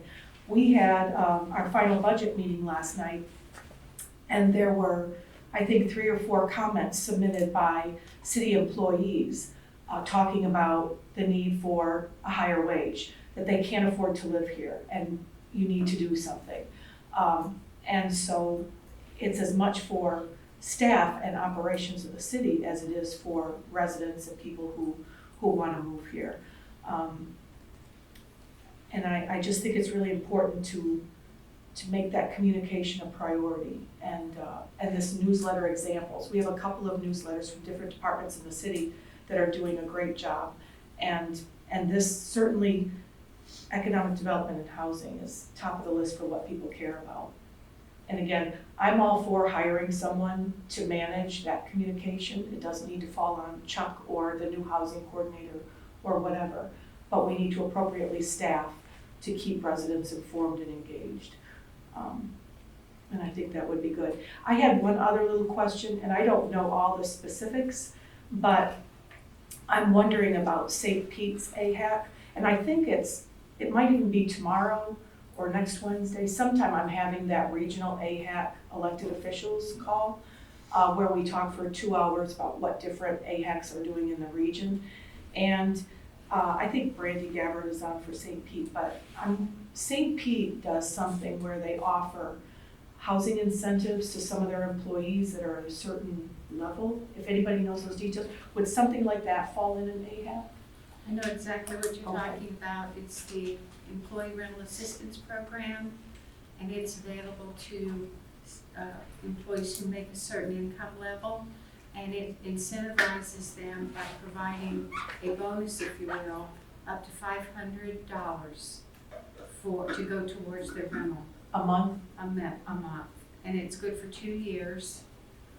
They have to recertify every 8 months, make sure that their income is in line with the requirements. The determination on the amount provided is based on the 30% affordability rule. So if the rent is, you know, $2,000 a month and their income can support $1,500 a month, and they get up to $500. We've approved people taking an additional $6.33, which seems like there should be a minimum rule. It's not, so we're incentivizing them by very little, but then most of our employees under that income limit are receiving $500 a month as an incentive. It's probably pretty labor intensive on the city to monitor that. It Go is, through that. it is. What's your So, funding source? general revenue. We've so far done, in the last year, we've only done 55 units, but that's still, we'll continue to do more. And after 2 years, we'll probably extend that and we'll get more employees. But yes, we do have an employee rental assistance program So 55 employees have taken advantage. so far. Does it fall in line with an AHEC? Would it go on an AHEC document? I can tell you this, that the funding sources, we couldn't use our funding sources, our state and federal funding sources for a program like that because of fair housing laws. We would be limiting that benefit to people that work, so that it would have to be general. They use general funds. Yep. St. Pete, that's St. why Pete it's- uses general funds for a lot. They really do. A lot of good. We have a lot of programs, unbelievable programs available for affordable housing, and more coming. Okay, thanks. You're welcome. I don't know if this is the place to do it, but I know we talked considerable at our last meeting in regards to investor-owned property, landlords, and things like that. One of which we had encouraged, or disencouraging short-term rentals. Would this, or where would we include some type of incentive to work with landlords? I don't know what I'm thinking about here, but I would like to at least have that conversation at some point in the document. Yeah, I think I'm gonna skip ahead just because I think that, I don't know if I had it on one of these slides. Now, you know, we talk about third-party barriers under partnerships and how to work to alleviate those. I don't believe that we've specifically talked about short-term rental, other than in the ADU section that we covered briefly earlier, and that there's a reference to it in the policy. But you know, if it's a big enough issue, we can add as many incentive areas to this that are AHAC initiated as the committee would like. So, you know, if it's worthwhile, you could add another incentive area to talk about that specific issue. Yeah. I'm thinking beyond just that of some type of landlord liaison, encouragement, development of a landlord list who look favorable upon affordable housing. And I'm not sure this is the right place or the right committee to have this conversation in. But I think it may be beneficial to our folks who we're the audience we're trying to target. If we'd have some type of where we can incentivize it or create a list of possible landlords to turn to. The city of St. Petersburg has a rebate program to landlords. It provides up to 40% of their total investment for improvements to a unit to make it available for rental, to create that extra unit that may not be rentable right now. And they invest their own funding in HVAC, electrical, plumbing, structural, according to the building code and so forth. They make it then available to HUD's income, rent limits, and we monitor that depending on the amount that's provided up to 15 years. It's very labor intensive on staff to monitor that, but the minimum is $10,000. The minimum monitoring for rental is 5 years. So we're working on that. It's been really successful. It also allows for construction or rehabilitation of existing single-family units to be made available for resale as an affordable project up to 120% of the area median income. On the rental side, of course, it has to be rented to someone at or below 120% AMI. So there's a lot of initiatives out there that we could explore with other communities to see what they're doing statewide in the 64 counties. So it's something that we could research as a group. If you'd like to see what incentives are being made available to landlords.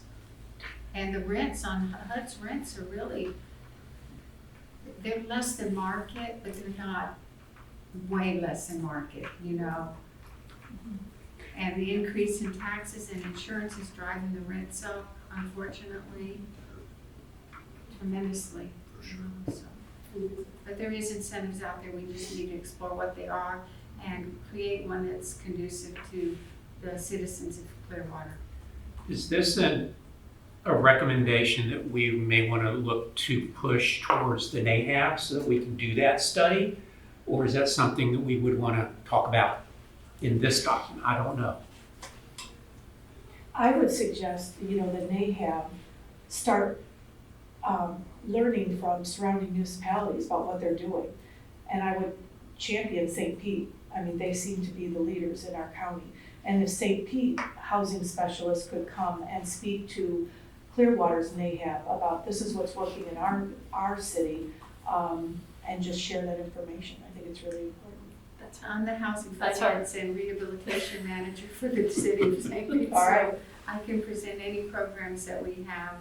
I read the policies and everything in conjunction with the approval through the council, but we're using primarily our tax increment financing through the CRA. But we have gone citywide on some of the programs. Unfortunately, some of the programs have to be general revenue, so that could be a hurdle. But there are some provisions within the CHIP, statutes and rule that can allow for, it's just very cumbersome when you have to monitor for a long period of time. I think this is an exceptional idea. I don't think we would have the time to flesh it out appropriately to include in this document, and so I agree that it probably needs to go as a project on the NAHAB committee. We'll agenda that for future meeting of the NAHAB. Yes. I'll get with you, Kevin. Thank you. Some details on that. With 14.1, anything further? Or just continue? Financing, 15, diversify financial strategies to contribute to the new construction and maintenance of affordable housing. This is completed and ongoing. Chuck's department does this every single day, trying to find more financial strategies for new construction and maintenance of affordable housing. So I know this is very general, but it's probably an important one to continue to do that. Any comments regarding 15? 15.2, evaluate the feasibility of reducing paying code violation liens on lots suitable for affordable housing development. This is not started. It requires a change to city council policy, and there are limited opportunities to implement this. So although this recommendation I think has been continued on through the AHAC, it's not actually been done. Yes, this is an example of a property that might have, $50,000 worth of code liens on it. And because of that, the property remains vacant and not sold, where we could use, some of those funds, it's hard to say. Some of those funds might be fines that have racked up, not actual costs that the city has incurred. The actual costs that the city has incurred need to be reimbursed. It's really kind of dependent on, how much it's going to cost the city actually. It's also been clarified now that the Municipal Code Enforcement Board has the authority to evaluate and consider. They're the ones granted the authority to deal with lien reduction requests. So there's a form that would need to be filled out and information is provided, and then it's heard by the board. But to Chuck's point, administrative, like the actual cost the city has incurred must be paid. I would imagine what you're talking about, compliance would be a requirement of that. Right? Yes. Yes, our code inspector would go out and report back any compliance, but that's why it's held at the board meeting, so that way it's a nice public, transparent process for everyone. Any comments about this recommendation? From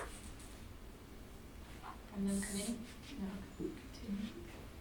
All right, so hearing no changes, 15.2 continued. 16 partnerships. So this is one where the third-party barriers comes into play, and also the rental assistance gap funding relates to this. 16.1 related to partnerships, develop public and private partnerships for the provision of affordable housing. Prepare, advertise, and maintain an inventory of affordable housing providers, developers, and any other related organization. Encourage partnerships between current and new affordable housing developers for mentoring and technical training. Encourage and support joint development opportunities between the private sector and nonprofits to develop affordable housing. Engage lenders in an ongoing discussion with the city relative to underwriting and credit standards, technology solutions, as well as the development of financial products in an effort to maximize the financing options available to potential first home buyers through conventional and other lenders. Coordinate with Pinellas County joint programs for the provision of affordable housing. This includes the Pinellas County countywide housing strategy and the Advantage Pinellas Housing Compact. Monitor and encourage citizens to lobby for the development of statewide legislative initiatives to gauge the local impact of their provisions. Coordinate with the private sector and nonprofits to provide homebuyer education, home warranties, and other strategies that reduce the ongoing maintenance risk of home ownership. Increase down payment assistance loan amounts to be viable for the homeowner while remaining financially feasible for the continued operation of the city's program. Improve the timing of housing quality standard inspections to facilitate closings on homes with down payment assistance loans if feasible under funding source requirements. Partner with the private sector and nonprofits to develop third-party barriers to affordable housing and to identify appropriate incentives to reduce labor and material costs for developers and maintenance and insurance costs for homeowners. I flagged the Live Local Act on this one because particular to that last bullet, there's a tax exemption or incentive for construction materials, so for affordable housing projects. Any comments regarding the partnerships? There's quite a number of bullets under this one. Many of them do reference third-party barriers, but not specifically. Yes. So, number one, the first bullet, I thought, how does that tie in with Live Local Act? Because it's like,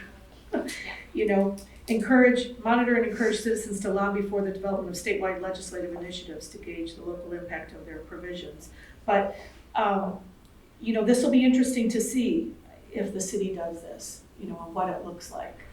We have a new housing alliance that's formed, a grassroots group that's formed, that's trying to learn and develop a way to advocate. So I think, we should continue engagement with that group and encourage that group. The fourth bullet, can we put a timeline on that? Should we put a timeline on that? Improve the timing of housing quality standards inspections? Do we want within 4 days? You spoke about that a lot. We did, yeah. Lindsay and I spoke about that, and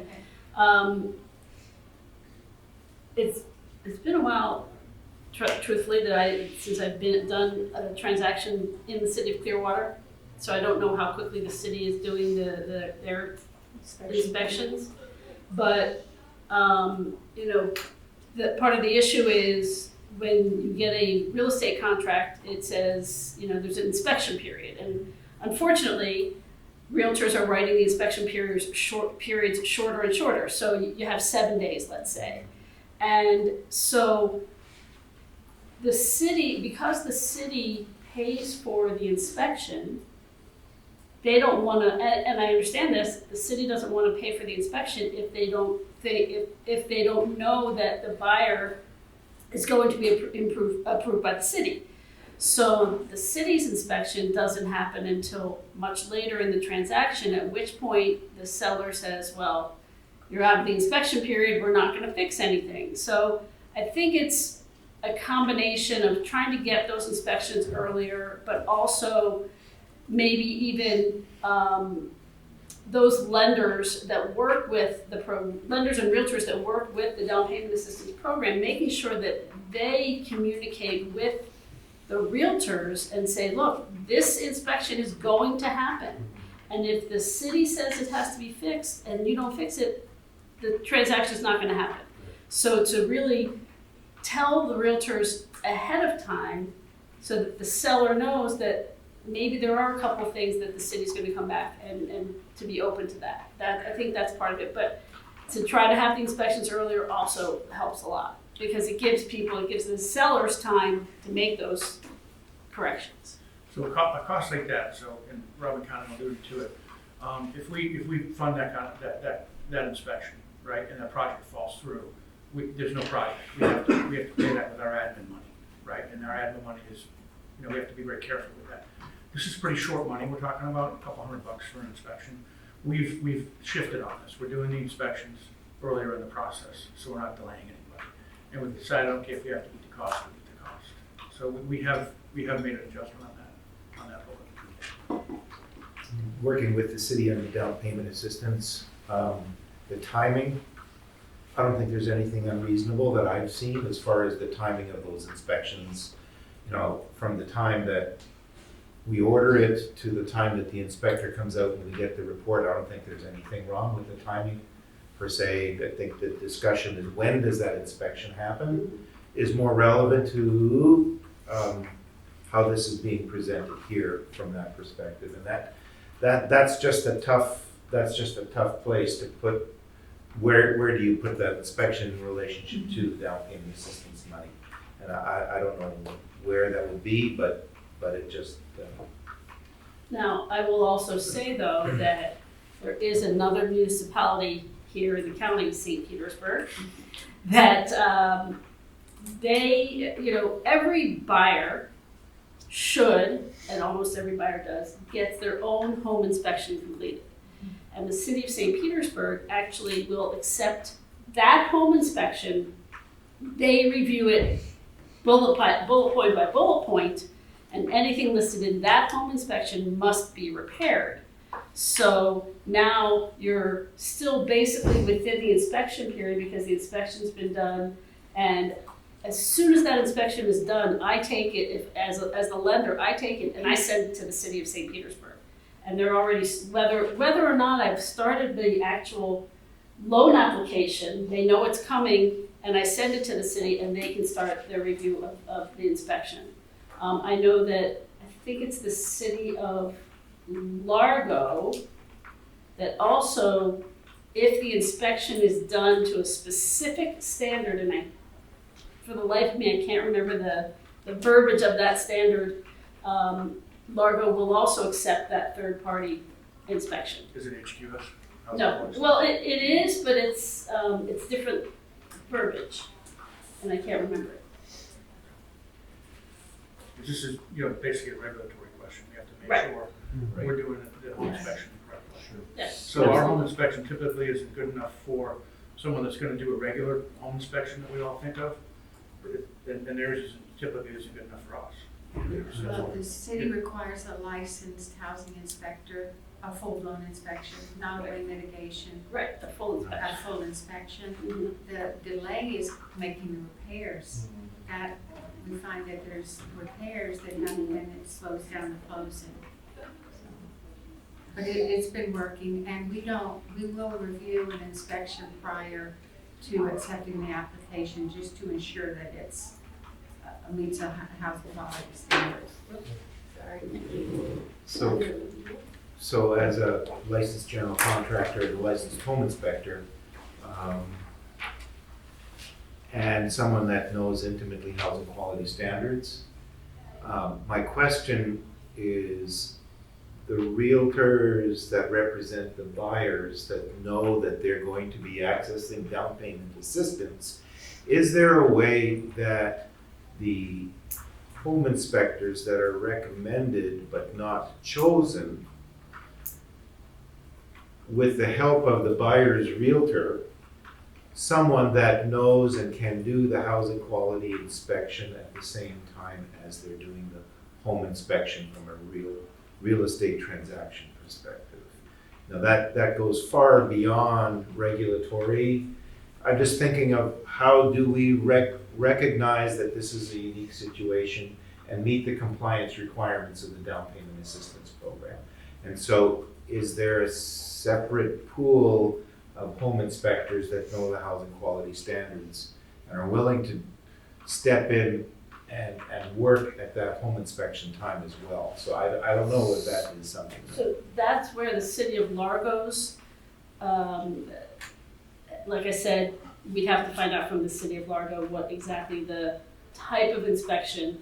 And because the last time I spoke with Largo, they said that there's one, possibly two home inspection companies here in Pinellas County that will do that type of inspection that they accept.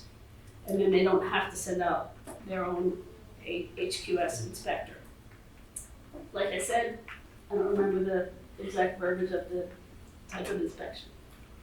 So kind of a double duty. Right. Okay. And then part of what you talked about, it seems like the home purchaser, home buyer would have to foot the bill for that home inspection up front, where Chuck says we're waiting for the city to pay for it. So if you're buying a home, anybody who's buying a home should get a home inspection. Yes. They pay for that home inspection. This is, the Housing Quality Standards inspection is a totally separate inspection that is now paid for by the city. And there's not a whole lot of difference. HUD says that each major component has to have 5 years remaining life, so that's what they're looking at. The appraiser's doing about the same, and they put it in their appraisal. But the inspections that I've been seeing coming from the realtors, after they're reviewed by our housing rehabilitation officers, which are general contractors, they can identify what is related to quality standards and what is not. But our policy is everything must work as intended. Because you don't want a first-time home buyer that has to start doing home repairs when they've just bought a brand new house and they've spent their last dime moving into the house, you know what I mean? So, and it seems to have worked for us for years. The other thing that I find that 9 times out of 10, one of the biggest things that fails in the housing quality standards is it doesn't have working smoke detectors. And that's the first thing I tell the realtors. If there is no working smoke detector, go out and buy a couple and put them up there before they go out. Yeah. They're inexpensive. The one thing I think I'm uncomfortable with is, if there's 1 or 2 inspectors that kind of meet the whole gamut and telling the home buyer that they need to use that Absolutely, inspector. I agree. Now we're taking on accountability, and you hate to think of this from that perspective, but it's the reality. Yeah. That's true. Sure. That's a good point. Well, with that discussion, any suggested changes to that 4th bullet? I mean, I think there is direction to improve the timing of it, but the mechanics of it, I think, are what are still being worked out. Yeah. Yeah. And okay, so let's go to the bullet ahead, above it. Okay, the down payment. Down payment assistance. Has there been any talk of increasing the assistance amounts? Other municipalities in the county have increased. So what we've done is our loan amount is at $45,000, and we've used ARPA money to fund an additional $15,000 grant if there's a need. So the ARPA money's starting to dry up, at least the stuff that's been allocated to affordable housing. So we are planning to increase our down payment assistance loan to $60,000. How does that compare to the surrounding municipalities? St. Pete's max is 60, Okay, Largo is 75, wow, and unincorporated Pinellas is 75. okay. The longer was just south of 60 some odd, 57,000. No, there's, change. they were 55.7 is where they were. They're now at 75. And they have different levels for different. They don't have any money for above 80 at this point. So Pinellas is 75 for below 80, 50 between 80 and 120. So it looks, so St. Pete is 60,000 up, increased down payment assistance, Largo is 75, and the county is 75. Correct. Okay. In addition to down payment, we can offer in some cases up to $15,000 for accessibility retrofit for someone who's disabled. Up to 15,000? Yes, 3,000 of which is a grant, the balance is a 10-year forgiven loan.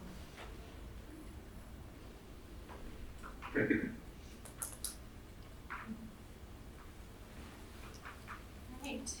Any changes to any of these bullets?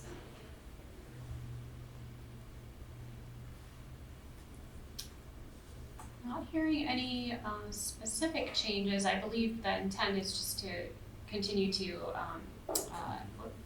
continue to improve and increase those two bullets. We don't want to put numbers on there? No. Nope, okay, No, because this is a continuing thing, and so. okay. Oh, yeah. So this concludes the recommendations that are in there. However, I know we talked a little bit about the short-term rental issue and relatedly the landlord issue. I heard that that's probably going to move forward with the NAHAB. Is there any direction to include that as an incentive area in this, or just move forward with the NAHAB as the body that's going to work on that particular I issue? heard, let's just move it forward with NAHAB, is what I heard from the group. All right, just wanted to confirm that before we go on. So, so what will happen next is we will go through the discussion today, look at any potential modifications to these recommendations. I didn't hear a lot today of specific changes, but if there are any hearing the discussion that we suggest, we'll bring those back on the 24th. And then on the 24th, we hope to have to you a draft local housing incentive strategy report. So effectively the report updated to current with any discussion notes from these two meetings from the 12th and from the 3rd today. And then that will be presented to you for discussion. So you will have that before your next meeting and be able to comment on that. Our next meeting on October 24th will be in a workshop format similar to this, but then once we get through that meeting, we'll move on to the November 14th public hearing. As required for this process, there needs to be a public hearing with the AHAC and then a public hearing with the City Council. So, Rose, do we have an update on Chambers? The 24th, is there any possibility? for October? October 24th. Okay, all right. So disregard what you're seeing on the slide. Okay, so we're scheduled here for the 24th. At 9. 9 o'clock. So disregard the location on the slide, so we'll be here again in the same room.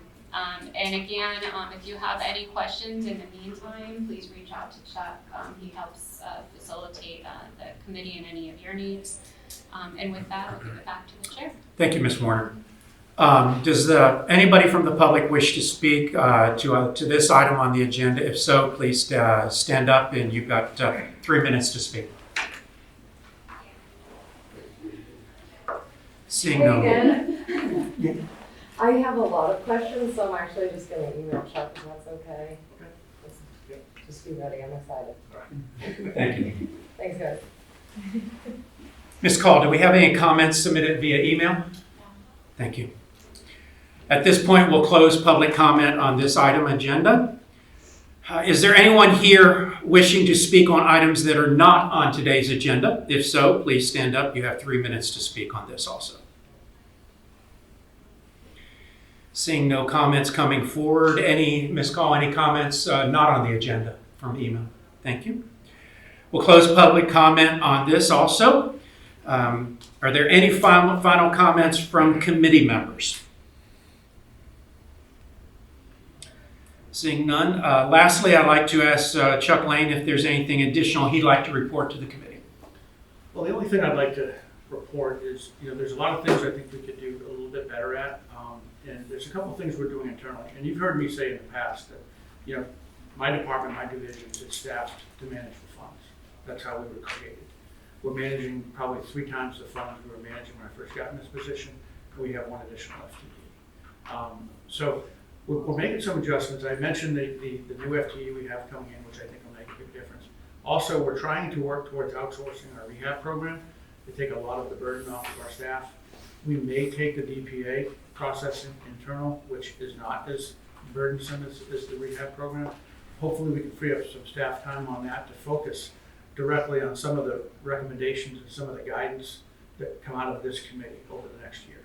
We used to have 3 years to turn around your recommendations and your incentives and what you wanted us to do. Now we have a year, and less than a year. This thing isn't going to get approved until December, and we're going to meet again next, probably September, maybe we'll start earlier in August next year.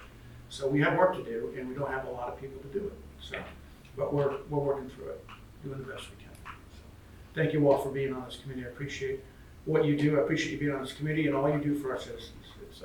It's very, very important. Thank you.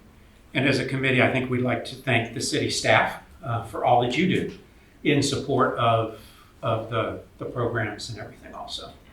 We recognize you. I'll spread that. I'll pass it on. Thank you. Our next meeting is scheduled for Tuesday, October 24th, and it will be here again at 9 a.m. Meeting is adjourned.